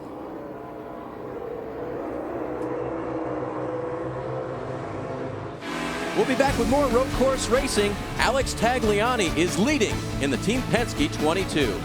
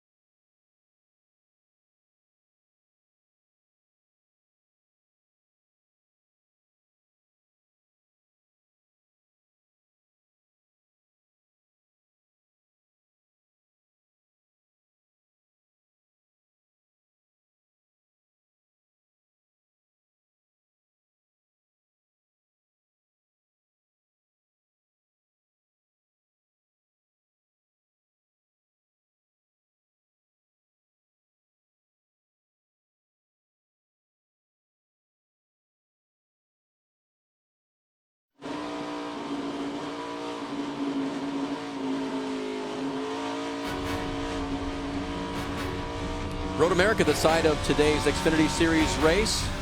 Eric Jones navigating this course right now. He is cleanly and clearly in the first ever Xfinity Series chase with 3 wins on the season. Elliott Sadler, Daniel Suarez all in. The gentleman right behind them, pretty good on points, but then you get down toward that red line, DJ, and this is as they run. Ryan Sieg is still in, and Clements has moved up to the 13th spot, closing in. Yeah, and that could all change here within a couple of laps this afternoon, but you can see just how close it is and how volatile this part is from that 11th spot back to 15th. Ross Chastain not having his best day right now, but they may be on a strategy that's going to benefit them later in this race. We'll see how that works out. We've been looking at the numbers, about 18 to 20 laps on a load of fuel here this afternoon. Currently 25 laps to go, so we're getting down to that time. Yeah, everybody's going to try to pit one more time here. Eric Jones having to pit back on lap 5 certainly is one that is going to have to stretch it a little bit more if he can. He's had 5 laps of caution since that stop to help out, which really benefits him a lot. Talk about this 4-mile road course. You don't want to put yourself in a position of running out somewhere back on the back part of this, never make it back around. And caution laps basically double your fuel mileage, right? At least double it here. You're shutting it off too, I think right? with four miles here, you probably get a little bit more than 2 to 1 here if you're doing your job correctly. See Ryan Sieg there in the 39. Tough weekend for him so far. But he's hanging in there. Running 22nd. Yeah. And I think in talking to him, I think certainly a top 20. Just in the time that I had to spend with him yesterday, he didn't put a number out there. It was just like, we need to be running at the finish and make the most points that we possibly can and move on from here. We'll be much better in these next 3 races. Tagliani leading in the 22. His Champ Car win here was back in 2004 for the upstart Rocket Sport team from Paul Gentilossi, and that was their very first win in the series. They also won in the Trans Am Series that weekend as well, so it was a big weekend for them. Contrast that with who he's driving for now. 50 years for Team Penske. What a privilege to race for Roger. Well, it is a privilege to do that, and this is a great organization. You know, we talk about this team, and especially in the Xfinity Series, just how outstanding they've been. This 22 car still hasn't won. Penske did finally win with the car, and it was with Joey Logano on the road course at Watkins Glen a few weeks back. But Tagliani is certainly, when you look at it and you have an operation like this, and you can put a driver like Alex in this car at a place that he is outstanding at, then it gives you another good chance of going and winning and building your program up from there. And we got a car stopped right there coming out of Canada Corner. By the way, Tag running in the NASCAR Pinty Series this year. 8 starts for him with 3 victories, and that's Morgan Shepherd. That's going to probably have to bring out a caution here. That car's not sitting in a good spot at all. Yep. Fired it That's up and going. He actually had problems at the beginning getting his car off the starting grid. Morgan gets it going again. Former road course winner in the Xfinity Series is the veteran driver. Talked to Morgan just after first practice today. Just takes a couple of laps to get him kind of warmed up, and from there, kind of knows how to handle it. Just amazing he's still able to do this. 1987 Road Atlanta was that road course win for Shepherd. I think that might have been the first road course that we ran in the Xfinity Series. Or I know Road Atlanta was the first one. Might not have been that year, but the first time that we had to encounter that in this series. Nice numbers there for Team Penske. Roger Penske, by the way, is going to be with us on Countdown to Green from the Michigan International Speedway tomorrow. Big weekend for everybody in the Detroit area. Nice of the captain to sit in with our crew. Yeah, every driver and owner knows how critical that is to try to win that race for your manufacturer there at the Michigan Speedway. We've seen some very high speeds in practice, so should be quite the interesting race. A couple of rookies running fast throughout the weekend. We saw them perform well with Ryan Blaney and Chase Elliott. Both performed well in the first race there. Can they get that first victory tomorrow? So looking forward to seeing that from the 2-mile oval. Here, are we seeing the calm before the storm right now, DJ? Absolutely. Yeah. This is where everybody after that last restart kind of got settled in right now. They know they have to make one more pit stop. They're kind of logging laps, not making any mistakes. Some may be saving some fuel to get them to that point to make that pit stop as soon as they possibly can. These pit stops are going to start happening here probably within the next 3 laps for sure. Gone with the move. Allgaier with the crossover, side by side, back up the hill. Who's got the guts in the final corner? Allgaier has the preferred line, but then again, Gahn likes the high line. He's going to go around. Yeah, wasn't much chance either one of them's going to back out. It was just who was going to drive in the furthest there. Brendan Gahn, a little fresher tires on his car than what Justin Allgaier has. Jim Noble, I believe you have more on the 20. That's right. Eric Jones is on pretty old tires right now. Remember, he pitted on lap 2 after that flat spot and has not changed tires since, although he did come back down to top off the fuel on lap 5. He's actually pretty happy with the car, even though he's fallen down to the 14th running position. He's got no pressure on him. Eric said before the race, man, I'm just going to go out there. I'm going to try to learn. I'm going to race with these guys. I need to get better on road courses, but with 3 wins, he's got a lot of margin for error before we get into the chase, guys. It's a comfortable position right now for young Eric Jones, doing very well this afternoon here at Road America. 23 of 45 complete. The man in control, Alex Tagliani, McDowell and Kelly chasing.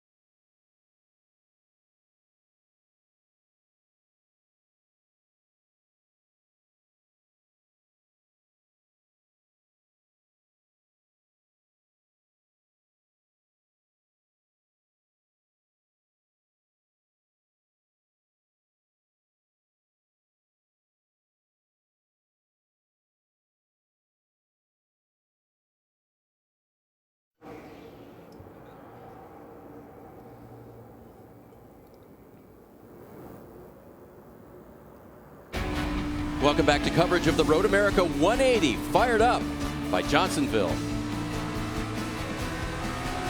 Tagliani's fired up, but you'd never know it as calmly and as cleanly as he's racing around here. However, he is not the leader anymore. Michael McDowell has gotten by him in the 2-car.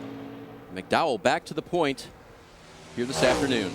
Yeah, this was the part that Michael McDowell told me yesterday that with the speed of their car, they made it a lot better on the longer run as the tires wore and heated up and they got more laps on them. His car didn't seem to fall off as much. Now, I'm sure that's partly car and some adjustments that they made and then partly his driving style, but he came from just over 3 seconds back to take the lead. So Tagliani hoping that Greg Irwin has something in his quiver of arrows to put on the 22 for his final pit stop, which we believe should be coming up fairly soon. They cross the stripe to complete lap number 24. Yeah, they're probably looking at that 20 number as being the outside, especially the leaders here, that they want to be able to kind of ensure that they have enough that they certainly can get to the end, but some caution laps that would bank in case there's some overtime here this afternoon. I think some others, there's opportunities here if they can stretch it some to get themselves onto pit road and make that pit stop happen in case a caution would come out. So McDowell got around the 22 of Tagliani.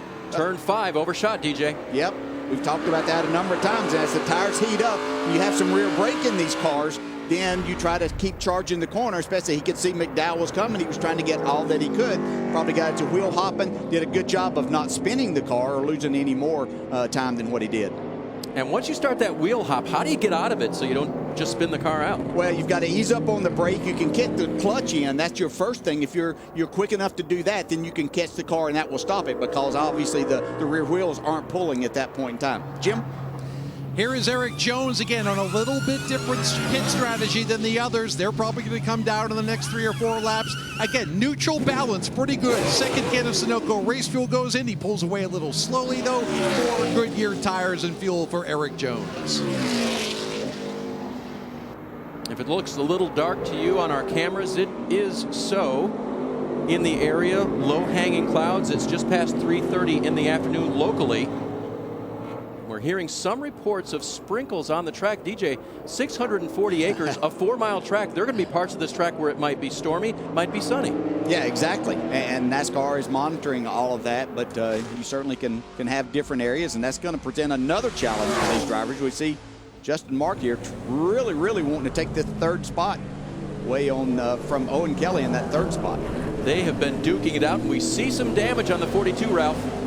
Yeah, the crew and Justin were talking about it. As you'll see, it's right on the nose. He said his foot slipped off the brake a little bit off the pedal as he was getting a little too close to the guy in front of him. And he just ran into the back of him down here at turn number 1. A very tough braking area. Gets back into the rear end of the 18. Nothing too worried about. The crew is okay with it. They said nothing to worry about outside of just damage, but we are seeing water on their windshields, Parker. Yeah, Ralph, I'm actually watching it and feeling it rain right now as on the front stretch. A lot of teams scrambling here with pit stops coming in next 3 to 4 laps. Teams are discussing exactly what to do here, whether they wait as long as they can for wets or pit now and take those dries and think that it's not going to continue raining much longer. The field has been under dry conditions all day long until just now. Rain early in the day and overnight preceding it, and then it quit about noon, about an hour and a half or so before things got started here this afternoon, and looks like they're back a little bit, DJ. And now the question is, how much grip is out there as the sprinkles start coming? Not a lot on the outside for Marks, or is he using that offline already? No, I think that was probably just overshot the corner and could be more on the track than what he anticipated right there. Got the caution out, and it is for weather, so this is going to be in a situation, the track is not very wet. I don't think that you would look at putting on the rain tire right now because no more water than what's on the track. You would burn those tires off of it very quickly, but NASCAR is going to have to make a decision here as to what they call as far as the race conditions are. You can see the radar there, and not a whole lot out there, but just enough for safety reasons to slow down the field here at Road America. We'll monitor the situation, come back and join us, see what happens next right here in Wisconsin.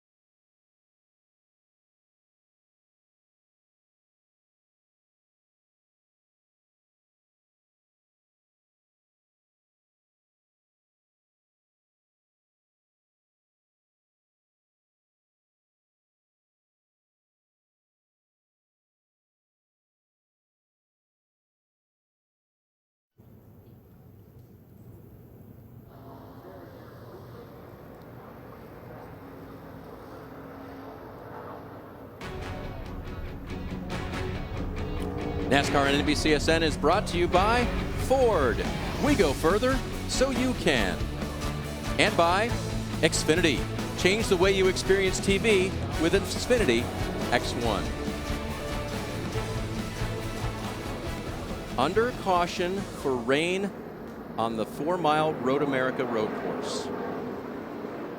NASCAR has just informed us that when pit road is open, presumably the next time by, the teams will have the option on what to do, DJ. And they have 2 calls they can make here, basically. One is they say it's wet and you have to take on the wet weather Goodyear radials, or damp and you have the option. Yeah. Seeing what you see out here and seeing our camera shots, what do you think? I mean, this is a damp conditions. I think they're going to have their option. And the only option I see here is you're going to put on slicks, and you're just going to have to figure out how hard you can run, at least for a while, until we get. And it's really not looking like we're going to get more than just sprinkles at this time. And all of this could work out to Eric Jones' favor once again, who just had been on pit road because he had to come in to get fuel. As the rest of these pit, then it's going to probably put him in the lead. Remember, we've seen this movie before to some degree here. Brendan Gaughan there in the 62. He won here after taking on the reins while it was still pretty wet and maintaining his position. He said he tried to give it away a few times. That's true. But he prevailed late in the race. Tagliani took on the slicks and drove back to the front. Yeah. But couldn't quite get there. But we had much wetter conditions than what we have here right now. There's just not enough here, I believe, that you can afford to do this. And I feel sure we're going to see everyone on pit road because everybody should be able to make it to the advertised distance of 45 laps here, make it to the end. 26 of 45 completed right now. Working lap 27. You see our graphic in the upper right. And under caution, Ralph. Dave, when Road America was designed, it was designed to be very similar to a European road course. Big, long, fast, and wide open, and also cover a lot of terrain in 4 miles in length. That also means you can basically have different weather conditions in different parts of this track. So where it might be dry up here on pit road right now, all the way over in Canada Corner, a long ways away from here, you can see a whole different system blowing through there. Ralph, the first time NASCAR raced here in 1956, it was a double-header weekend. Paul Goldsmith won on Saturday in the dry, and then Tim Flock won on Sunday in the rain. Jim? You know, guys, I think DJ's been listening to the scanners because he was spot on. Greg Irwin radioed into Alex Tagliani. He said, this is going to be a small cell. It should pass quickly. Everybody in my section of pit road has slicks ready. They have not broken out the rain tires. They also have said to all their drivers, everybody on my section at least, this is the money stop. We can go the rest of the way after we pit for tires and fuel here. So there they are. Justin Marks' team certainly has the slicks out. There is the crew that will pit Alex Tagliani. This doesn't mean it's going to be easy for the drivers when they get out there because just as Ralph was pointing out, and you pointed out earlier, you talk about how massive this place is. They could encounter rain showers as they enter turn 5 over here or one of the others that could put them in a very difficult position, especially if you're out front leading this race. Spotters in several locations. They'll not only be monitoring the action car to car, but also what the weather's doing. Yeah, that's where they're going to be the biggest help is telling their driver what to expect as they approach one of these high-speed corners. So McDowell in the 2, who took over the lead from Tagliani when Tagliani had troubles entering turn 5, will lead the entire field to pit road, lead lap cars first. This will be interesting. The competition on the track is equaled and often surpassed by the competition on pit road. These crews practice 1, 2, sometimes 3 times a week to get it right at the right time. And Parker, this is the right time. That it is. There was a lot of discussion about the rain, but it has stopped. There's no rain tire set up here for the 2 of Michael McDowell, who's going to pit out of the lead. It's going to be 4 Goodyear slicks and Sunoco fuel. And Justin Alexander came on the radio and told him, you're doing a great job, and I'm sure you saw, but the 22 is having brake issues, so let's stay focused. You also see the 62 of Brendan Gaughan, who pits out of 7th. It's going to be 4 Goodyear tires, Sunoco fuel for him as well. Ralph? 4 Goodyear Eagle slick tires going on the 42 and Sunoco fuel. No changes to the car. However, for the 3 of Ty Dillon, not only will they put tires and fuel on the car, but they're also changing the windshield wiper, and the arm was broken on that, Jim. Alex Tagliani didn't really mention too much about the brake issues. Collision on pit road as they try to get through that opening. Tagliani needed rear grip. They gave him 4 tires, air pressure, and a track bar. Also, Owen Kelly loves the balance. He says drive off is where he's beating everybody. They took 4 tires, Sunoco Racing Fuel, and made a slight air pressure adjustment. Jim, looks like Sadler may have gotten into Brendan Gaughan there exiting. And DJ, when you're told to go as a driver, they need to tell you how many lanes you've got too, right? Yeah, and you can see there's definitely been some contact. I don't know how severe the damage might be there. Right behind the left front. Pushed in there. Doesn't look like it's rubbing on the tire. Here it is again. Yeah, it's kind of up to your crew chief. Oh, he was avoiding. Yeah. He got hit first by Owen Kelly. Yeah, Owen Kelly, who's not accustomed to this. He really pulled out quite a bit there. So the Junior Motorsports 1 team assessing damage on the right front and left front of Elliott Sadler here at Road America.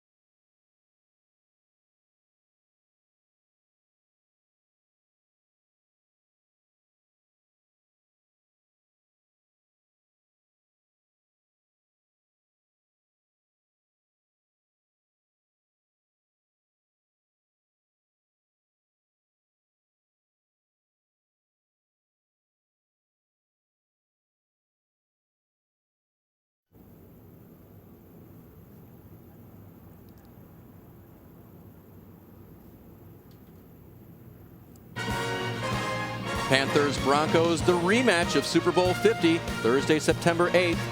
Then on the 11th, Sunday night is football night as the Patriots take on the Cardinals. NFL kickoff weekend begins Thursday, September 8th, only on NBC. I will be tuning in. Football is back. But racing is still going very, very well. We're getting down to the chase, DJ. First one ever for the Xfinity Series. Today matters a whole lot.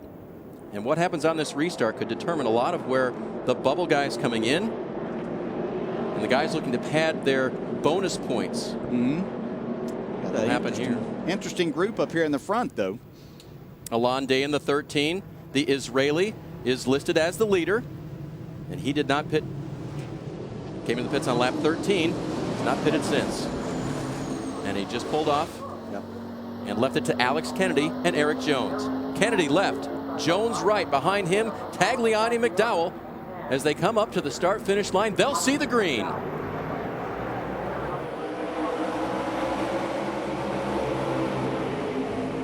Tagliani making a big move there, trying to get by Michael McDowell.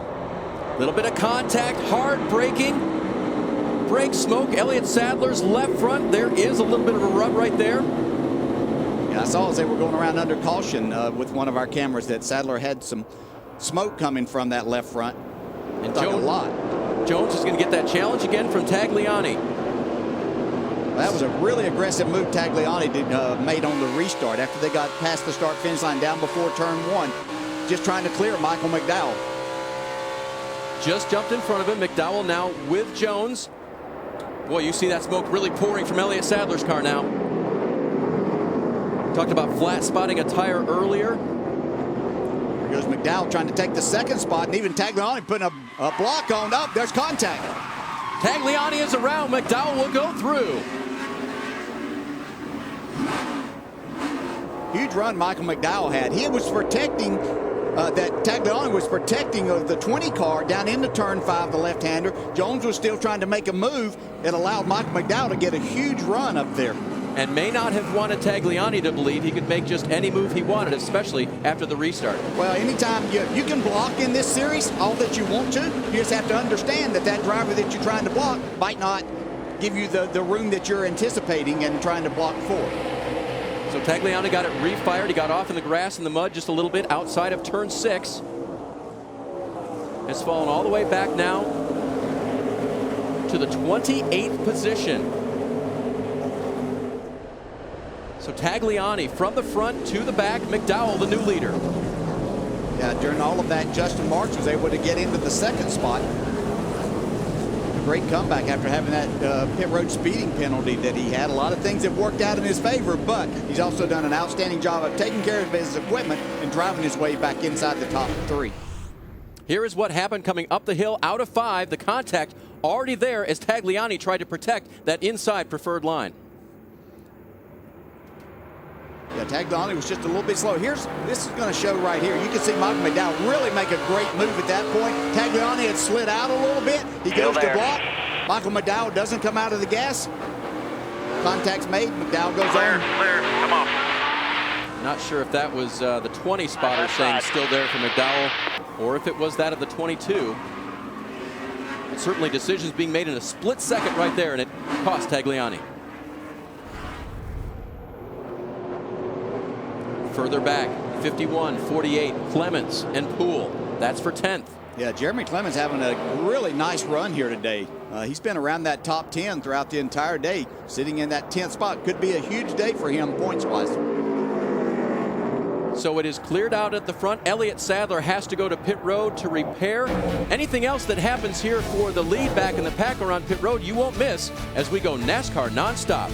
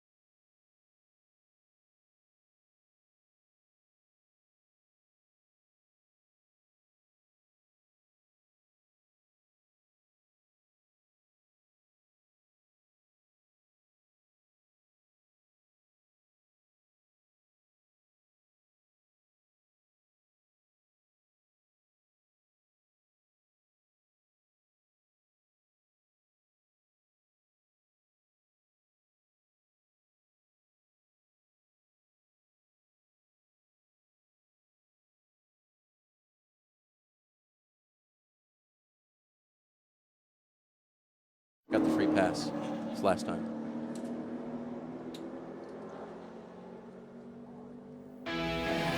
You saw as we went NASCAR nonstop, the one of Elliott Sadler was on pit road. You also saw during nonstop the 22 come and go. Now the 6 is on pit road, Jim.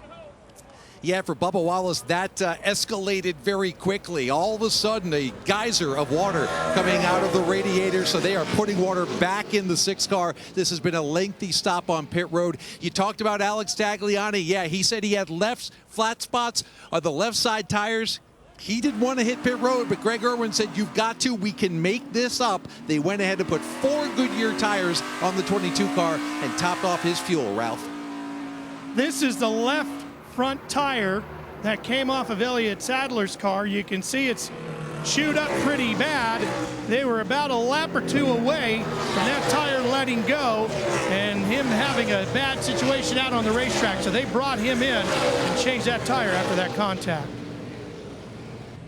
Yeah, those fenders are there for a good reason, and they can be there for a bad reason if they get pinched in like his was. Well, it was unfortunate what happened on pit road as they exited after making those pit stops under the last caution. But probably with Elliott Sadler's case, you could see that smoke during the caution. But with them having a victory, already locked in the chase, it gave them the opportunity to see by running some, could that bend that back out? Sometimes with that metal, the tire getting on that will work its way away from that and be okay. Not the case here, and he is able to stay on the lead lap, though, back in 29th right now.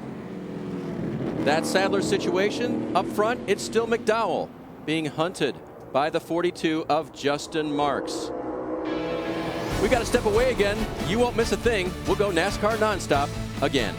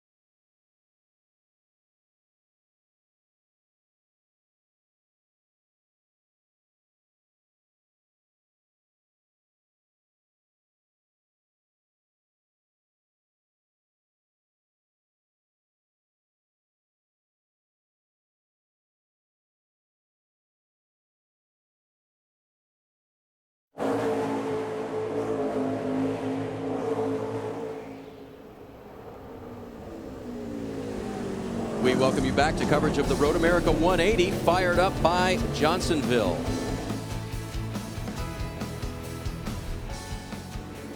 Let's take a look at today's Toyota driver update.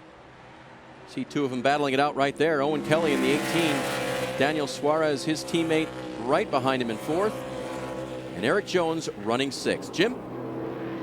You know, Dave, both of these cars were told they had plenty of gas to go at the end once they made the final pit stop. But during the caution period, both Owen Kelly and Daniel Suarez were also told, oh, by the way, save me everything you can under this caution. The reason? The looming possibility of NASCAR overtime. They're thinking about that a little bit. Owen Kelly told us before the race he was preached to before the race by his crew chief, make sure you save your stuff for the end. Thus far, doing a pretty good job of it. Great reminder, Jim. We were doing the math up here. It's in addition to the caution laps it takes to get to overtime, it's another 8 miles or more.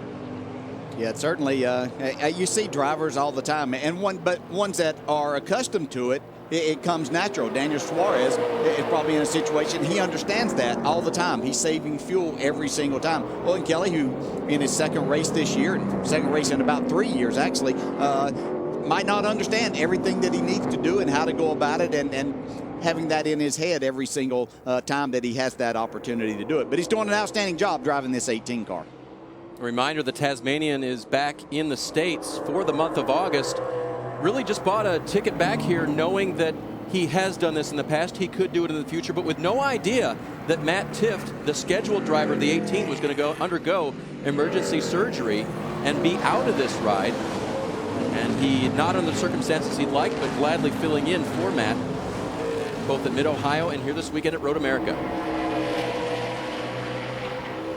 And a great battle between these two. Kelly and the younger Daniel Suarez making his name here.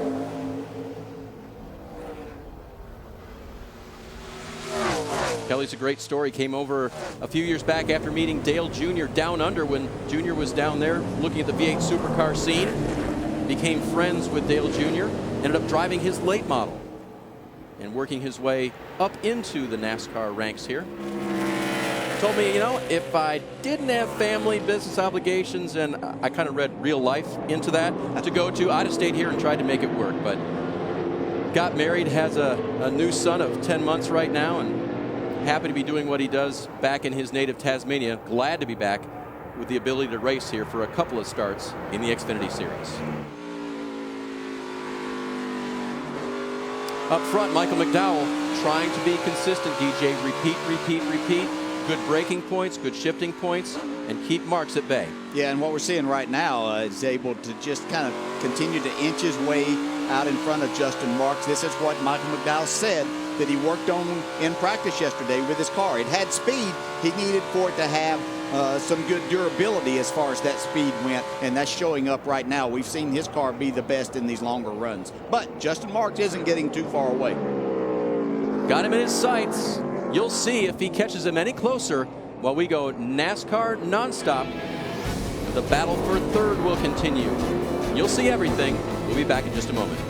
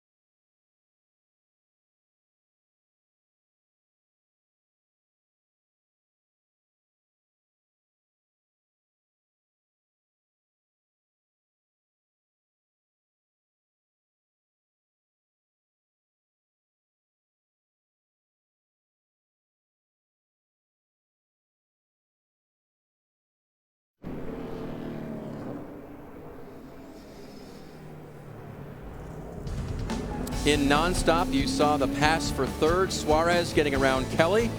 You also saw Nick Hammond pull the 74 to the side in Canada corner with problems, and he's brought out the full course caution.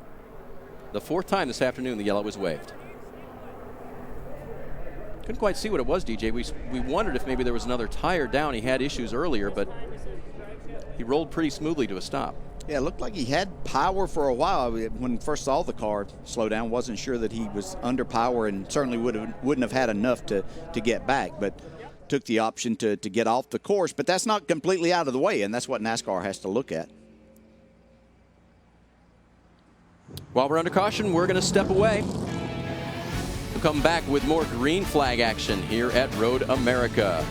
McDowell getting some refreshment.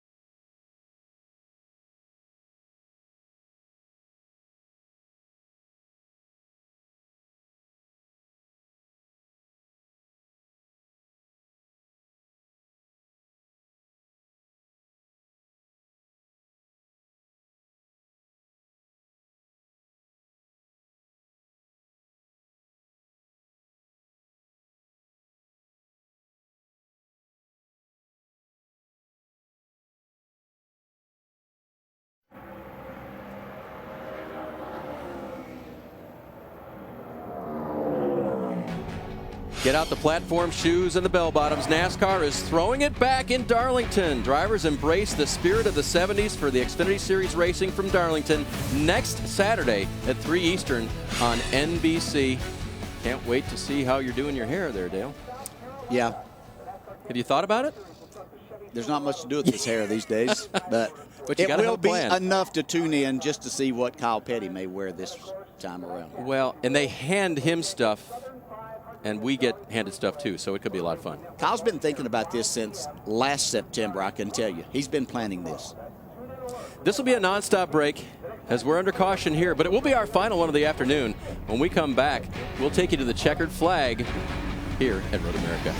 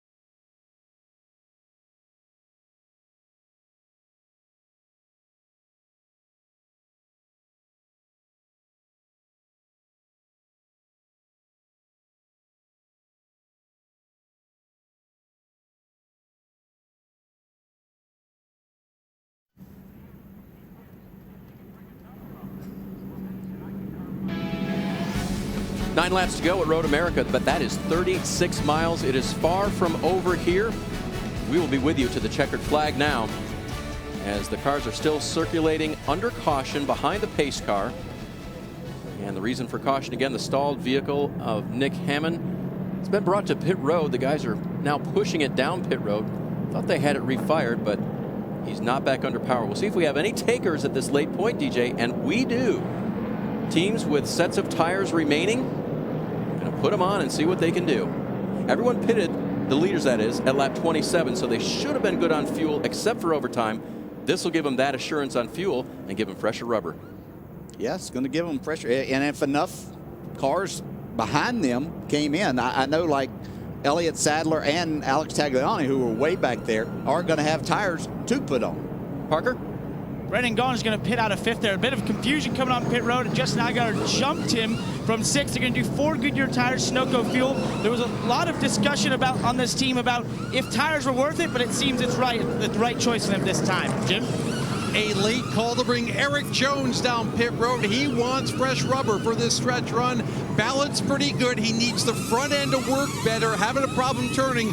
4 tires, Sunoco race fuel going in the back of the 20. Ralph. Well, Ty Dillon is in as well with the 3 car. They came in, took 4 tires and fuel. That windshield wiper still not right on that car. As long as it stays dry, he's okay because the car does have a windshield wiper in place. If it starts to get wet, he's got some Rain-X on the window. He'd be all right for a while. If it rains hard, he'd have a real problem because that wiper's not going to do the job.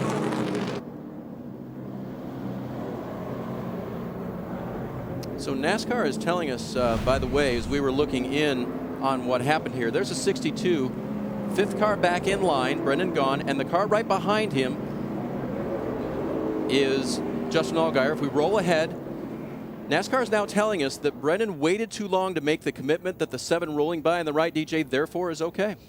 Yeah, you could see that Brendan Gaughan was kind of undecided as to what he was going to do. Yeah, but Justin Allgaier made his decision very quickly, and he really didn't pull up to pit. He just sped as he got to that part because there's no pit road speed limit at that point in time. They're still 450 feet short of where that was from that point on up to where it started. So it's basically, it wasn't like keeping up, but we've seen other times where drivers fake to go in or out, and you lose that position by not making that commitment sooner. And sometimes you can pick up a spot by simply paying attention. Exactly right, being ready. Justin went for it. And we'll restart in front of the 62 when we get going again. So, 8 laps to go. Will we see late race cautions? Will we get to the scheduled distance under green? Or will NASCAR have to put out the caution for some reason?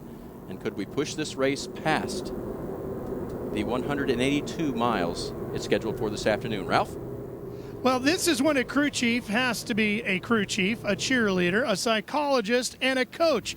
Mike Shiplett, who is the crew chief for Justin Marks, has been doing all of that during this caution period, letting him know, listen, you and the 2 car, we're 3/4 of a second a lap quicker than the 2 cars behind you. So once this thing goes back to green, you guys will eventually pull away.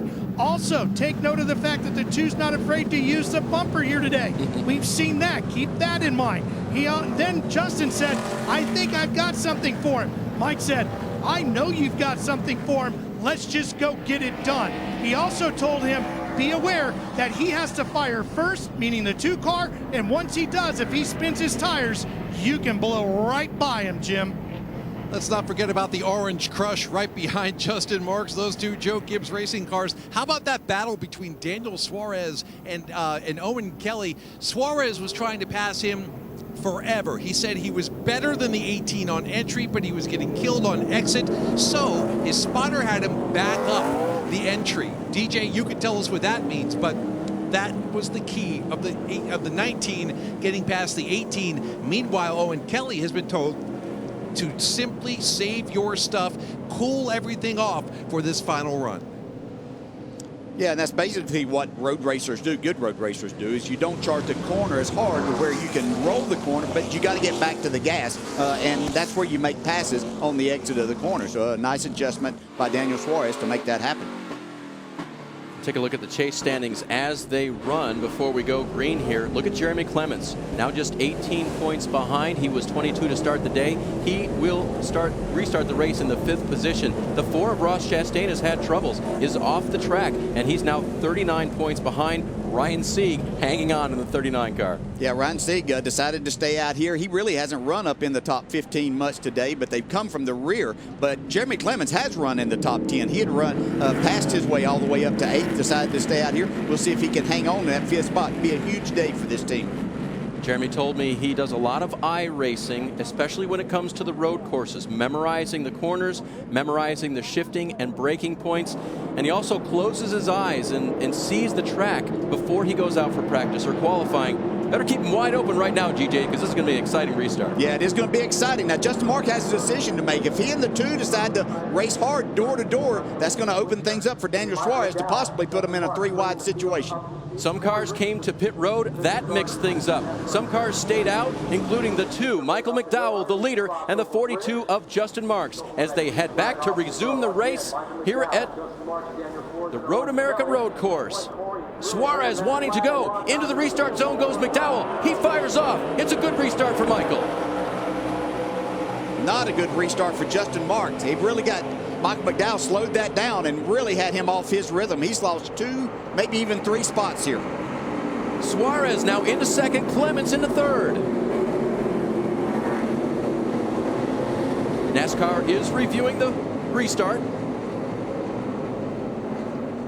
We'll let you know what they say. There is Marks now back to 4th. Good battle for 5th. J.J. Yaley in the 44, pressuring Owen Kelly. And I think Justin Marks, without a caution here, can get himself back probably to that 2nd spot, but I think he's lost any chance without the aid of another caution of getting back to Michael McDowell. Alex Tagliani to the left there, hard braking, the white car. Does he make it? Yes. Oh, and in front of him, Yaley spins. Scott Heckert in the yellow car, he's in trouble, and the 7 of Allgaier goes off. As they get going, we'll let you know. NASCAR has said that the restart is good. McDowell took off at the right time. He was in the restart zone, and everything is clean. Yeah, and I think the one big thing they might have been looking at was, did he maintain that speed in getting to that point? They said that he did. Everything's good to go. On board with Jones.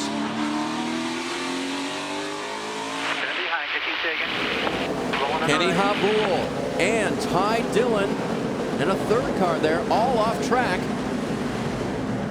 And that is just getting out of turn 8, heading for the carousel. And Habul doesn't look like he is going to be able to keep going. He's had a couple of issues already today. Dillon flat left rear. Back up front, McDowell gapping Suarez.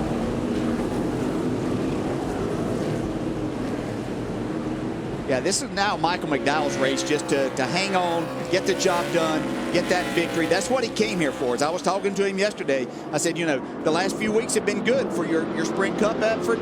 Why come here? He said, we made this deal back in February. He said, I had unfinished business at this racetrack. He felt like that there were a couple of races that he could have and should have won, and that's why he's here this weekend, is to go to victory lane.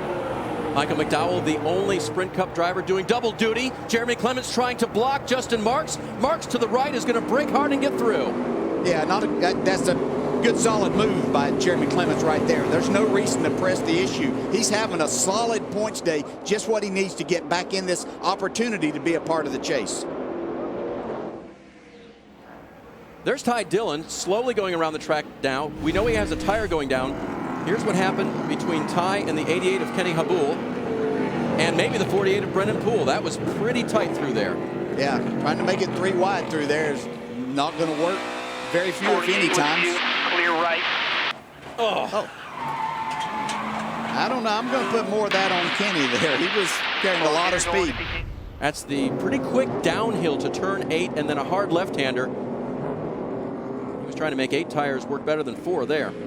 Elliott Sadler, he was able to stay out, restarted in about the 13th, 14th spot there, worked himself up into the 8th spot now. So a good comeback after having that issue of having to make the green flag stop.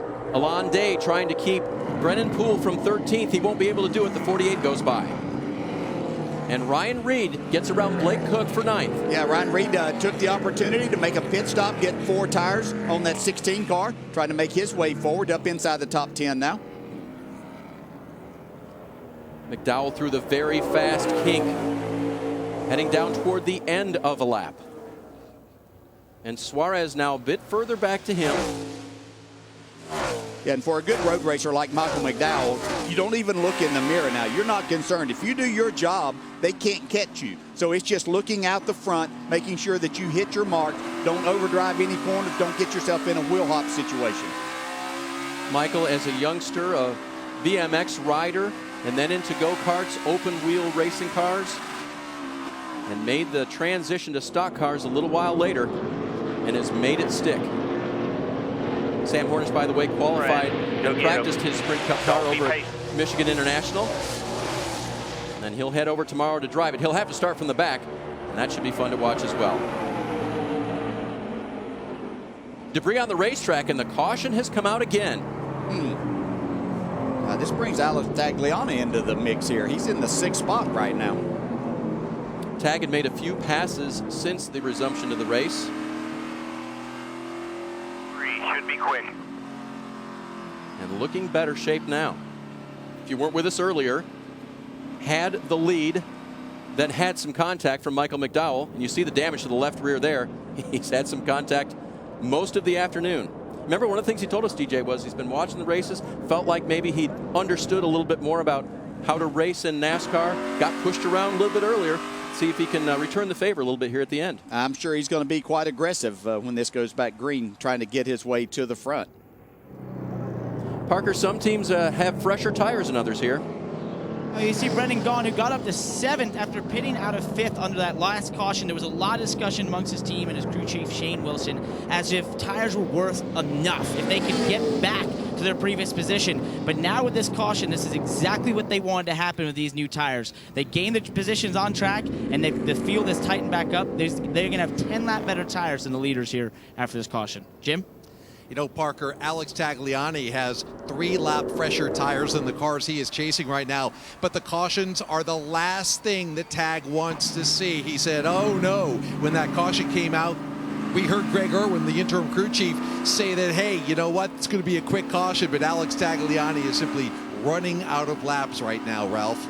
Well, here's the good news for the 42 of Justin Marks. He felt like he spun his tires on that last restart. They told him, clean them off good on this one. But here's the key, DJ. Now, because he's in position 3, he's going to be on the inside, headed to turn 1. Yeah, whenever you're following the leader, that puts you actually in a much better spot. We talked about this earlier. You see the debris on the track there. That's a pretty significant piece that could cause a lot of damage, especially to a tire. But we'll give Justin Marks the opportunity to be a restart right on Michael McDowell's rear bumper, and could make things very interesting as the Daniel Suarez and the 3 of them make their way down towards turn 1 and then turn 5. DJ, we talked about Tag learning from the past. Let's look back to Mid-Ohio last year.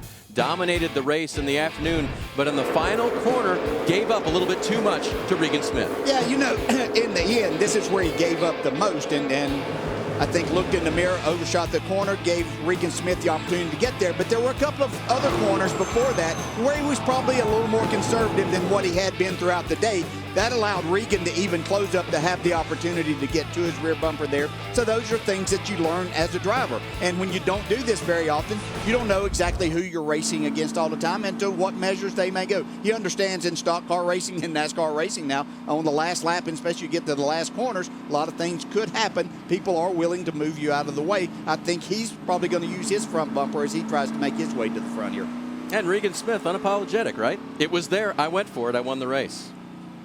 Here are some of the disappointing finishes after running so well. We know he has the speed. Can he figure out a way to close it now, restarting 6th here at the end? Yeah, I think it's going to be difficult. I think he's going to be aggressive in this, but if Michael McDowell gets the start that he's been getting, it's going to be tough for Tagliani to get to him. But a lot of things happen, and Justin Marks is going to try to do what he can do. Daniel Suarez, he wants to win on a road course, so he's going to do everything he can. All it takes is to get bottled up a little bit and then get that lead driver, Michael McDowell in this case, making a mistake, wheel hopping or just overshooting the corner a little bit to allow another driver to come from back in 4th or 5th, 6th in Tagliani's case.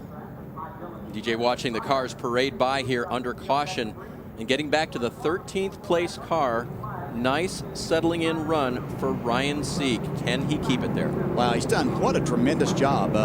He started restarted inside the top 10 that last time, but to come from the back, they had issues yesterday in practice with some brake issues. They had issues in qualifying, had to start dead last in this field, and what a great job. He'll look back, if he's able to make the chase, he'll look back on this day and say, this is where we really did things right that allowed us to get in there. When you race for a championship, you can remember bad days that you may turn into pretty good days more than you remember the outstanding days that you had. See the chase standings right there as they run. Right behind him, Alon Day in the 13, the driver from Ashdod, Israel, who raced in the NASCAR Whelen Euro Series, and one of the drivers are trying to bring over here now, introduce him to racing here in the States. And it's kind of reciprocal. The guy's going back and forth now, trying to keep the NASCAR brand in people's eyes overseas and here domestically as well. It's a lot of fun to see him give it a try. Yeah, great. They're getting opportunities like this. And Alonde's done a nice job. Another driver that had to start in the back after getting off course yesterday in qualifying. So he's done a nice job of recovering here. He actually had, I believe, the window net to come down on early on in like the 2nd lap here today. So had to come down pit road, recovered from that, and is doing a nice job. Very nice young man. You talk to him, you really appreciate. He's very appreciative of the opportunities, and he's looking forward to the day that he can get into one of these top cars and be up there battling for the win. You saw in his picture he was wearing the NASCAR Next hat, a member of that program where NASCAR tries to get young drivers, male, female, international, local, more opportunities, give them a better leg up as they get started in NASCAR stock car racing. And you mentioned him being an engaging young man. He's proud of his country, proud of a lot of things, and he wants things that he can relate to Americans with. You know what he said to me? He goes, "Do you use the Waze app?" I said, "Yeah." He said, "Well, we made that in Israel." Oh, thanks. Yeah, appreciate that. I've gotten unlost many times because of that. So, DJ, do you think you'd have been a NASCAR Next member if they'd had the program back in the day? I don't know. They're starting way younger than what I'd had to start earlier on than what I did. Didn't drive a race car until I was 20, so things are much different this day and time. But it's a great opportunity. I love what NASCAR is doing and going out and giving these young people opportunities to get in and be a part of our sport, because that's what we have to look to. Who is going to be the next Jeff Gordon out there? Who's going to be the next Tony Stewart that's going to come along in one of these opportunities? 7 international drivers in the field today. Driver of the 90 is one of them, J.D. Davison. His first start of the series called up Mario Goslin, the car owner, said, "Is the ride available at Road America?" Showed NASCAR his resume, his racing resume from Sports Car Days. They said yes. They put a deal together, and here he is. And the lights are off on top of the pace car. You know what that means. Parker. Dave, the 2 team here and crew chief Justin Alexander just had a little talking to for NASCAR where NASCAR asked the 2 car to be, and quote, smoother on this restart. So a little bit of a warning from NASCAR about that last restart where they felt it wasn't as smooth as they wanted it to be.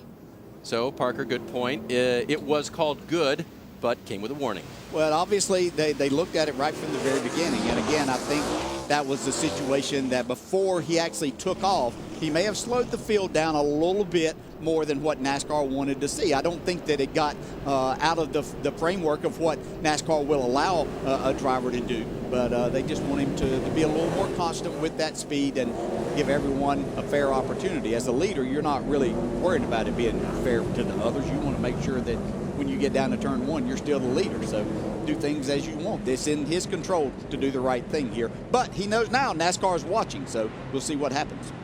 McDowell trying to win for the very first time in the NASCAR Xfinity Series, and coming up on 3 to go. 12 short miles for Michael to hit his marks, to hold off Daniel Suarez, Justin Marks, Jeremy Clements, Owen Kelly, Alex Tagliani, and win for the first time in this series. Can he do it? What kind of a challenge will he get going down into turn 1 as they crawl? Must seem like an eternity, DJ, up this hill. It is a long way up, and he's got pressure from other drivers, but the pressure within, is that what he can handle right now? Michael rolling to the restart zone. He can see the flag stand. He knows where the zone is. He's been asked to be smooth. McDowell on the gas. Better restart for Suarez this time. Here comes Clements behind Suarez. And Justin Marks peeking through in that yellow car. If Suarez can stay on the door right here, that could really open up the things for Justin Marks. Oh, little contact. Daniel trying to protect. He does it. And Clements now trying to get around Marks. Yeah, he gets blocked. Yeah, Jeremy Clements in this situation just wants to make sure he's able to finish this race where he's restarting here. And Tagliani and Brendan Gaughan want through. The black car gone. The white car. Tagliani trying to get past Clements.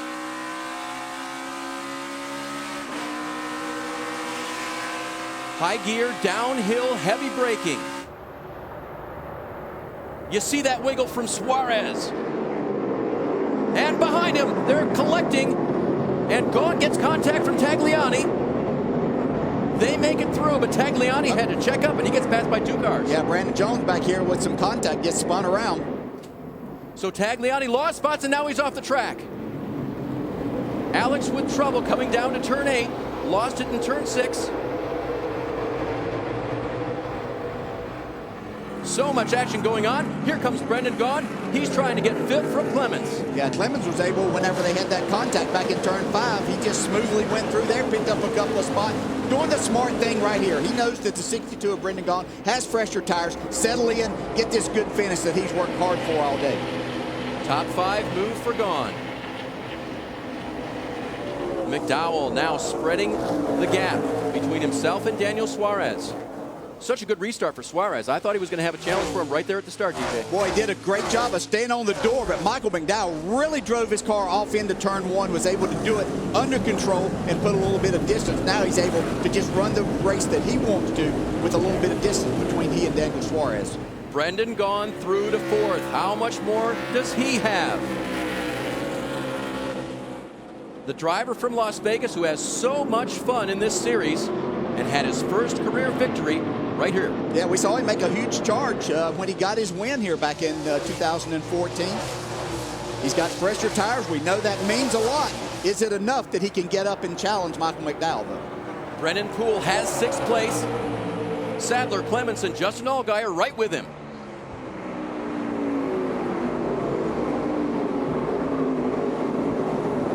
Poole really looking down to the inside there, taking that protective line.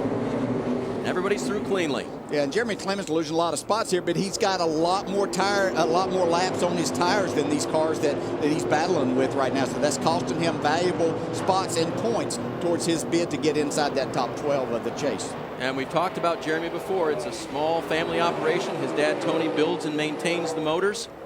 And you think about a transmission and how much it goes through here, DJ, and the technique and the skill it takes to do it well and not hurt it. Clements has stayed in the game all day. Yep, here comes Brendan Gaughan again, trying to get that 3rd spot from Justin Mark, who puts a little block on him. Out the back, go get him. Not sure he wants to do that with Brendan Gaughan, who's trying to get his way to the front. And coming to 1 to go. Just over 4 or 5 miles remaining here at Road America. Now, Michael McDowell, if he looked in his mirror at all, he would like what he would see back there. These 3 drivers racing for that 2nd spot, every one of them wanting to be there to have that opportunity. Brendan Gaughan trying to go to the outside here. You can't do that in the carousel, but Brendan Gaughan's going to give it a try. Can't quite find the grip there. Well, what a great effort, but he might have enough speed coming from there to make a run at Justin Marks. They get down here to another braking area. Caution is out. And Alon Day is off and stuck in the gravel. And that is just at the top of the hill off of turn 6. This is where Tagliani came off just a little bit earlier. Well, Brendan Gaughan has any chance with those fresher tires. This is the opportunity that he was going to need. Also, has everybody been saving enough fuel since that last pit stop to ensure that they're going to be able to make it into an overtime situation? See the reaction in the McDowell pits. New crew chief up there, Justin Alexander, going for 2 in a row. Remember, he won last week with Austin Dillon at Bristol. And this track provided the first career win for 3 of the last 4 winners, DJ. Yep, and you can see that he's there saving as much fuel as he possibly can. We haven't talked about, till it got time, that we were going to be in an overtime situation. The overtime line is a long way over here. We talk about this being a 4-mile course. It's almost half the distance, so you got to go almost 2 miles to get over to where that is between turns 7 and 8. So you see McDowell right now checking things out, shutting the car off, turning it back on. He has to maintain speed with the pace car. That's the key, is making sure that you can keep up with the pace car. You get your car refired, but you obviously very important at this point in time to be saving as much fuel as you possibly can. Brendan Gaughan's in a situation that he has fresher tires and more fuel, so he should be in good shape right here. So McDowell is the leader. Right behind him, remember, McDowell used to drive for Joe Gibbs Racing, but behind him, a Joe Gibbs Racing driver who would like to take that victory today, and it would be the first for them here. There are 4 active tracks in the series that company has not won at. This is one of them. Well, Daniel Suarez got probably as good a start as you could hope to get from that second spot last time. Michael McDowell just was flawless in making his and then getting down into turn 1, carrying a lot of speed. So can Michael McDowell do his job again if Suarez can somehow get another restart just like that and stay on his door? He could make things very interesting. So the drivers will be in NASCAR overtime when the field goes back to green. And we're going to find it for you here on this 4-mile course in just a moment and show you where the overtime line is that they'll have to get to. Jim? Well, Dave, Daniel Suarez is doing everything he can to save fuel right now. They think they're okay. They just don't want to chance it. But that team just got a warning from NASCAR saying Daniel Suarez has to maintain pace car speed. So as you can see in this shot, he kind of vacillates between going back and forth, but he's been told to pick it up. You don't want to have the referees making a call on you at the wrong time, Dave. No, you don't want that, but they understand what you're trying to do here, and you're saving fuel. You don't want to put yourself in a position of running into the car in front of you. Now, they just crossed the overtime line there. You see the white line across the track. That is on the way to turn 8 from turn 7. It's about halfway around the course here, but it's a long way from the start-finish line. And, DJ, the rules are that after they take the green, they have to get all the way there without a full course caution to make it a legitimate attempt. Once they do that, then they'll try to complete the last lap and a half or so, whether the caution comes out and ends things or they get back to the checker. Okay, so it's in between 7 and 8. So you just remember the last restart we had. We had contact in turn 1 between a number of drivers. We go down to turn 5. We had cars spinning, cars that didn't spin, but there's a lot of contact. Turn 6, the hard left-hander there, a lot of contact. So trying to get to this line is going to be quite the challenge. We showed you the overhead shot there. You could pick out turns 7 and 8. And NASCAR will make sure that the leading edge of that line is broken by the leader in order to make it a good attempt. And of course, they're going to try to make this to where we get these 2 full laps in. And you know, if there's a car that's spinning and cars off, they're going to give them a proper amount of time, because it takes a long time to get back around there. So if they can get away from whatever incident they may have, that's what NASCAR is looking to do, is finish this under green conditions. And by the way, once they get a good attempt, that's what they're looking for. But they'll make multiple tries to get that attempt. Once they get a good attempt, then we'll finish the race. Multiple being the key word. There's no number set on that, except dark. No That's lights. not a number. Yeah, no lights here in Elkhart Lake, but conditions very prime right now for high horsepower and lots of action at the end of this one. Scheduled for 45. We're already at that distance now. What about Brendan Gaughan back in 4th, DJ? He's been moving forward. Does he have enough to get past the front 3? Yes, just, I'm not sure at this point in time with the cycles and his, on the tires, that's heating them up and then slowing down, cooling them off, how much that's going to make a difference at this point in time. Even though they're 10 laps fresher, a lot of that time here has been spent not going at speed. So is it going to make a real difference? And his want to win and desire to win here, how much is that going to play into this? And is he willing to just give it everything? He's in a good points position as far as the chase goes, so he could really afford to take a real chance at doing whatever he needs to try to get in the position to get himself another victory. Ryan Reed running 9th, by the way, doing what he needs to do today. Let's go back to the 62 and Parker. Well, one thing I know he has enough of is fuel. Shane Wilson came over the radio and said, we are good till lap 53. This team over here in the 62 was absolutely elated when they saw this caution come out, thinking they have the speed in those tires to go up there and contend against their teammate in the 2 car. Now, moving over to one box over is the 2 car, and crew chief Justin Alexander, when he saw that caution come out, had a big, massive bit of reaction there of disappointment when he saw that caution come out, and he told to Michael McDowell, save fuel. We should be 4 laps to the good and be good there, but please save fuel. There's definitely a tale of 2 different stories down here between these RCR teammates. Very intriguing. Consistency on the road courses, a key to maintaining points. There have been a couple of drivers who have done very well and had top 10s so far at both attempts, and will now hopefully end up there again because they're all in the top 10 right now. Justin Allgaier, 7th at the Glen, 5th at Mid-Ohio. There's Brendan, a pair of 8s. Yep. Been very solid on both of them, and a chance to win here today. Brennan Poole, 2 10th place finishes. Poole right now running 6th. And Elliott Sadler, banged up, beat around on this road course this afternoon, running 8th. Has a 6th and a 9th to his credit so far. Yeah, all of those guys in the top 10, they've done an outstanding job. Especially you look at Justin Allgaier and Elliott Sadler, they've been very, very solid over the years in getting good finishes at these road courses. Making Junior Motorsports proud with their team run.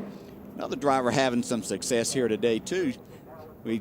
He's not known as a road racer, but Ryan Priest, we talked about a lot at Mid-Ohio in the rain, what you had never done. But I was talking to him earlier in the garage area yesterday. He talked about he raced the modified on Wednesday night and won 2 races, had a double feature. He was victorious in both of those. Also said that he got engaged, so a lot of good things happening to this young man. Really good day here for he and his Johnny Davis Motorsports team. Jim has more on Daniel Suarez. Absolutely. No, crew chief Scott Graves on top of that number 19 pit box. He has told Daniel Suarez that, hey, the 2 car in front of you, Michael McDowell, they are worried about fuel. We should be okay for at least 1 NASCAR overtime session. So he told Daniel Suarez, go flat out when we finally get the green. Now, Daniel asked, 2? What if we go 2? Scott said, we'll get back to you on that. Yeah, go flat out, but don't bring out the caution because you need to have a good attempt. We're all close on fuel. A lot of pressure on these guys right now, DJ. A lot of things going on for sure. Looking at Ryan Reed running back in 9th. I mentioned just real briefly, doing what he needs to do today. He's not super safe as far as the points go. I mean, 60 points to the good. He doesn't need disaster. What he needed to do is come out here today and run consistent in the top 10, and he's done it. Yeah, he's done a good job. Had a good qualifying effort, was fast, and has done a nice job throughout the entire day inside the top 10. You know, you can do all of that. We talk about these road courses and how difficult they are as far as points racing and getting the most and making the most. You can do everything right. Here he is at the end of what should have been the race at 45 laps, and he would be in a good solid spot. But anything can happen in these next 2 laps that could totally take away. I hope he has an outstanding run and finishes right there or makes up a couple more spots. But you just know as a driver on these restarts, things get so crazy, and you don't want to work so hard all weekend long and then have everything go awry here in this last 2 laps under this overtime situation. A lot of hard work already done. 2 laps, maybe more, depending on if they get to the overline timeline yet to go. Remember, after they resume the race, they'll have to get all the way down past turn 7 and cross the overtime line to make it a good attempt. If they don't do that, they'll keep trying until they get a good attempt. And at that point, they'll race for the finish. The caution could end the race. And then NASCAR will go to all means to determine the finishing order, or what we'd like to see, racing to the checkers right here out in front of us at the start-finish line. We know you would too.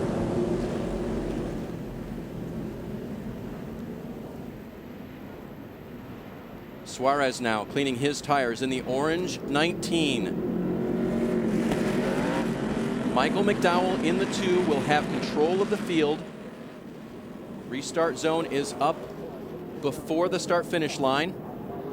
Okay, so Suarez, he was ready for what Michael McDowell did on the last restart. So what does Michael McDowell now, the guy that's in charge of this restart, the leader of this race, wanting to win, what does he do to change that up a little? And can Suarez anticipate that enough to stay on his door? And still be right in the eyes of NASCAR. Yes. Remember, he was warned, you've got to be smooth on this restart. Here it is. Will it be the final restart today at Road America? Michael McDowell in the restart zone now. Hits the gas. Suarez is with him. Markson gone behind, looking for a place to go. Allgaier getting squirrely. He wants by. And Suarez cannot match Michael McDowell through turn 1. Marks will try to take second. Yeah, that's the key right there. Can Justin Marks get to second? He's the one that's shown enough speed here today to keep up with Michael McDowell. And which line does Brendan Gaughan choose? And there is contact. There's a spin. Eric Jones keeps it going. Remember, they've got about 4 turns till they get to the 7th. And the overtime line. Turn 5, 3 wide right here. For the lead. No, for second. McDowell still has it. Heavy braking, contact. What a move by Brendan Gaughan. Can he make the corner? He's going to do it, but Suarez with a crossover will try to get back. Up the hill. That's what you need to do right there. By two behind into you. second. They're out of 6. They will cross this little right-hand bend, and then they'll get to the overtime line. We haven't seen the caution. And there it is. The leader is across. Now they'll come back to 1 to go. If the caution doesn't come out, Brendan Poole with an aggressive move. Yeah, Brendan Gaughan all over the bumper of Michael McDowell, though. Contact between Marks and Owen Kelly. It's on now. Brendan Gaughan trying to chase down McDowell. Okay, where can he figure that he can get to his bumper, put enough pressure to make Michael McDowell possibly make enough of a mistake right here to get to the inside of him? Through the kink, down to Canada corner. Heavy braking zone coming up. Brendan backing off just a little bit.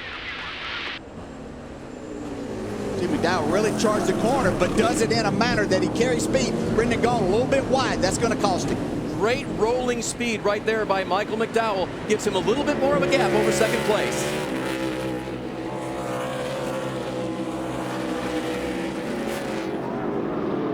Through the final corner, coming to 1 to go. So Brendan Gaughan doing everything that he can to get there and see if he can make a move on this final lap.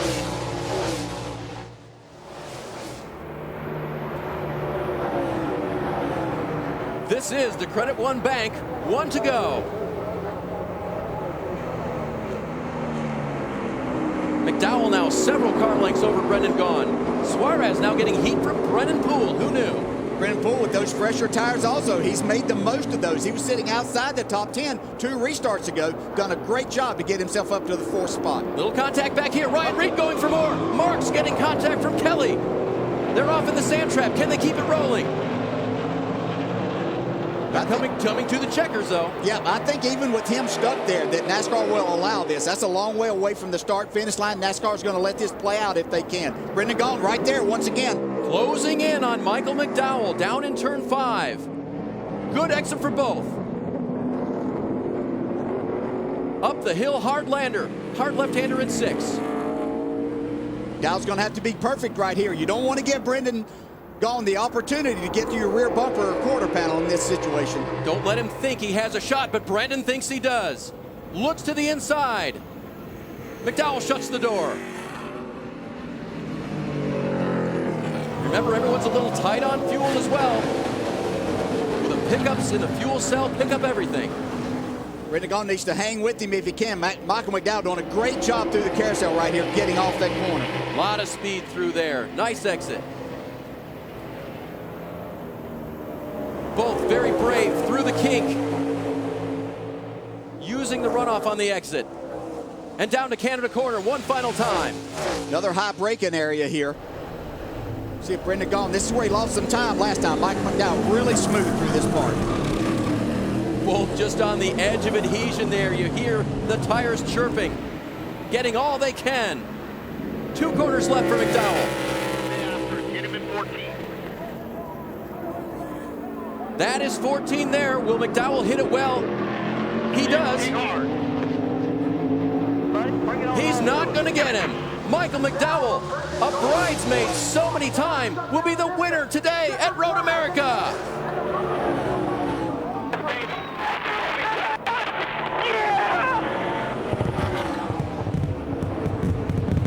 Lots of action behind them as they race to the checkers, trying to get all they can. Scott Heckert around in the 15. But McDowell has done it. So good at this discipline. And there you see Sieg with contact. Unofficially will cross the line in 14th position. Not bad. And that looks like the 90 car of J.D. Davison. Heavy contact on the final lap.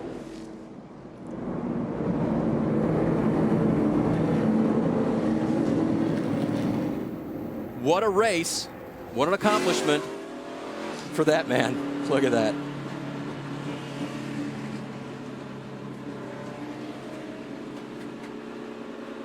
Trying to hold back the emotion, but he's not going to be able to do it. He waves to the competitors, and they wave back. A good drive today for a good guy. And the RCR crew getting ready to celebrate. McDowell, we'll talk to him when we come back.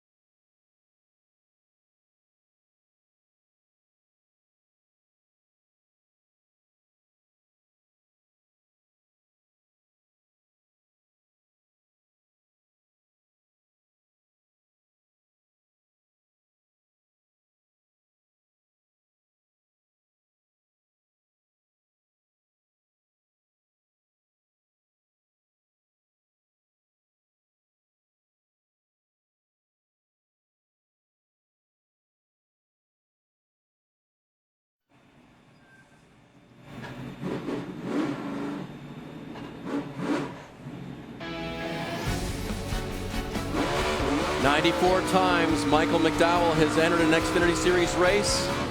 It's the first time he gets to do this.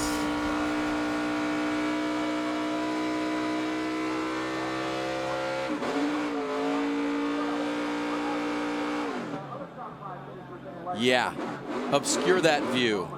What a day for McDowell. And he hasn't raced in the series for 2 years. Well, he came here with one purpose and one purpose only, and that was to visit Victory Lane. He accomplished that, fought off every one. It wasn't easy by any stretch. And he's had such an emotional year. Wife Jamie, as you see the 42 there, never did get out of the sand trap, Justin Marks. Wife Jamie went over to China to adopt, finally, after 6 years of trying, their 3-year-old son, Lucas, to make their family a family of 6. Michael's saying how tough that can be when you get to go do this racing thing. But what a blessing to be able to do it all. Now Michael will be in victory lane. Ralph Shaheen. We're down here with Brendan Gaughan, who just crawled out of the car. Brendan, what a wild run there on that last lap. I know you've made one last shot at him at 14. What happened? No, I just had to give it all we had. Our South Point Chevy was great all day, and Michael McDowell and Richard Childress Racing, his Chevrolet was awesome too. And to come down to the end of both of us, 3 years in a row, our RCRs won at Road America. I love this racetrack. I've been saying it didn't matter if it rained or was dry. I know I'm the guy that wants it wet, but I didn't care either way. I love this track. We said at the beginning of the show, guys, he would be happy to run this place on the wet tires or the dry tires. He was just as fast on those dries today. Another good day for the mayor, as some call them, Brendan Gaughan from Las Vegas. When we come back to Road America, we're going to talk to that man right there, winner Michael McDowell.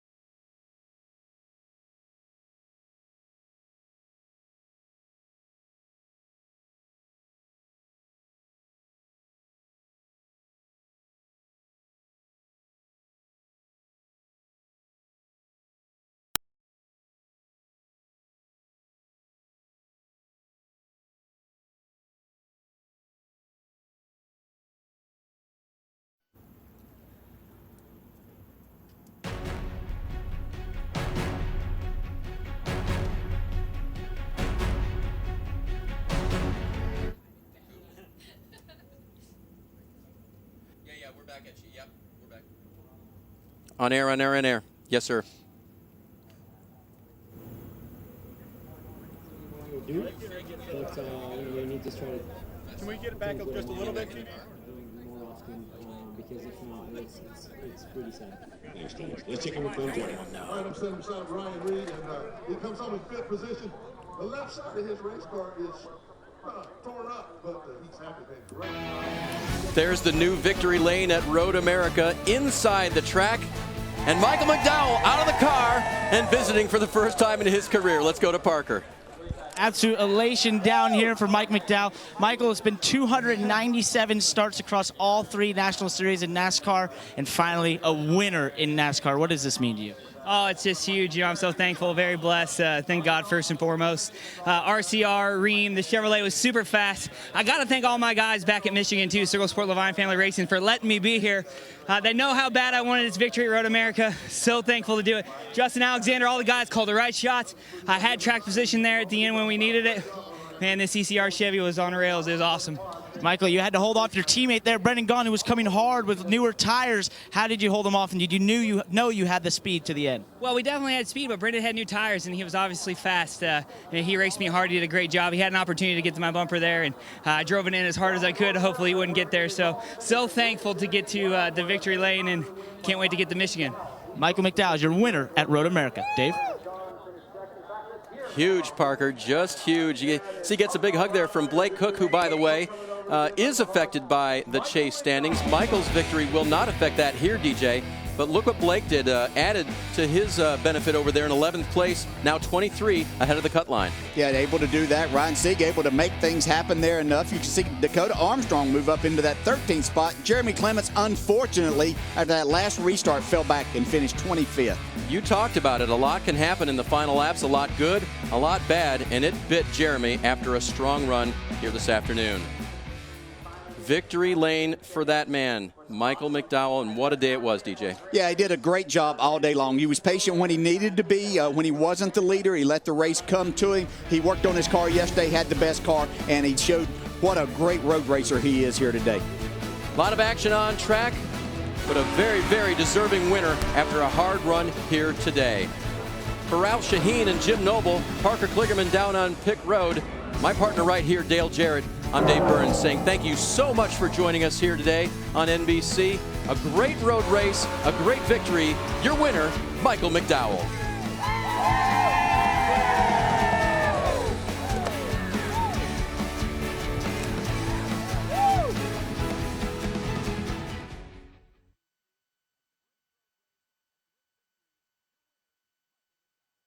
All right, we good? You got me?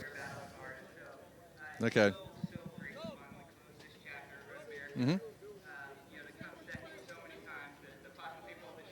All right, Brendan Poole with a top 3 finish here at Road America. You had to ruffle some feathers out there. This was kind of like short track, kind of like, well, certainly kind of like road course, but you did what you had to do. Yeah, man, just an absolute blast racing this XFINITY series. That's what's cool about Road America. It puts on such crazy and wild finishes at the end, and we had a little bit of tires, so we had to make the most of it. But just proud of this DC Solar team. Thankful for all DC Solar does for us, allow us to come out here and do this, and thanks to XFINITY. Just another amazing race. I hope that was exciting for all the fans at home. Hopefully you guys are watching it on the X1 app as well. But, yeah, just a lot of fun today. Absolute blast. What does this mean moving forward as you try to get all your ducks in a row for the first ever chase in the Xfinity Series? Well, it's just a huge momentum boost. You know, this is an awesome run. We've had a place we've never been to. We got another one of those coming up. I've never been to Darlington next week, so we'll see how that goes. But just a really big momentum day for us, and we're going to carry all this momentum as we get close to the chase, and they haven't heard the last of this 48 team. All right, third place here at Road America for Brendan Poole.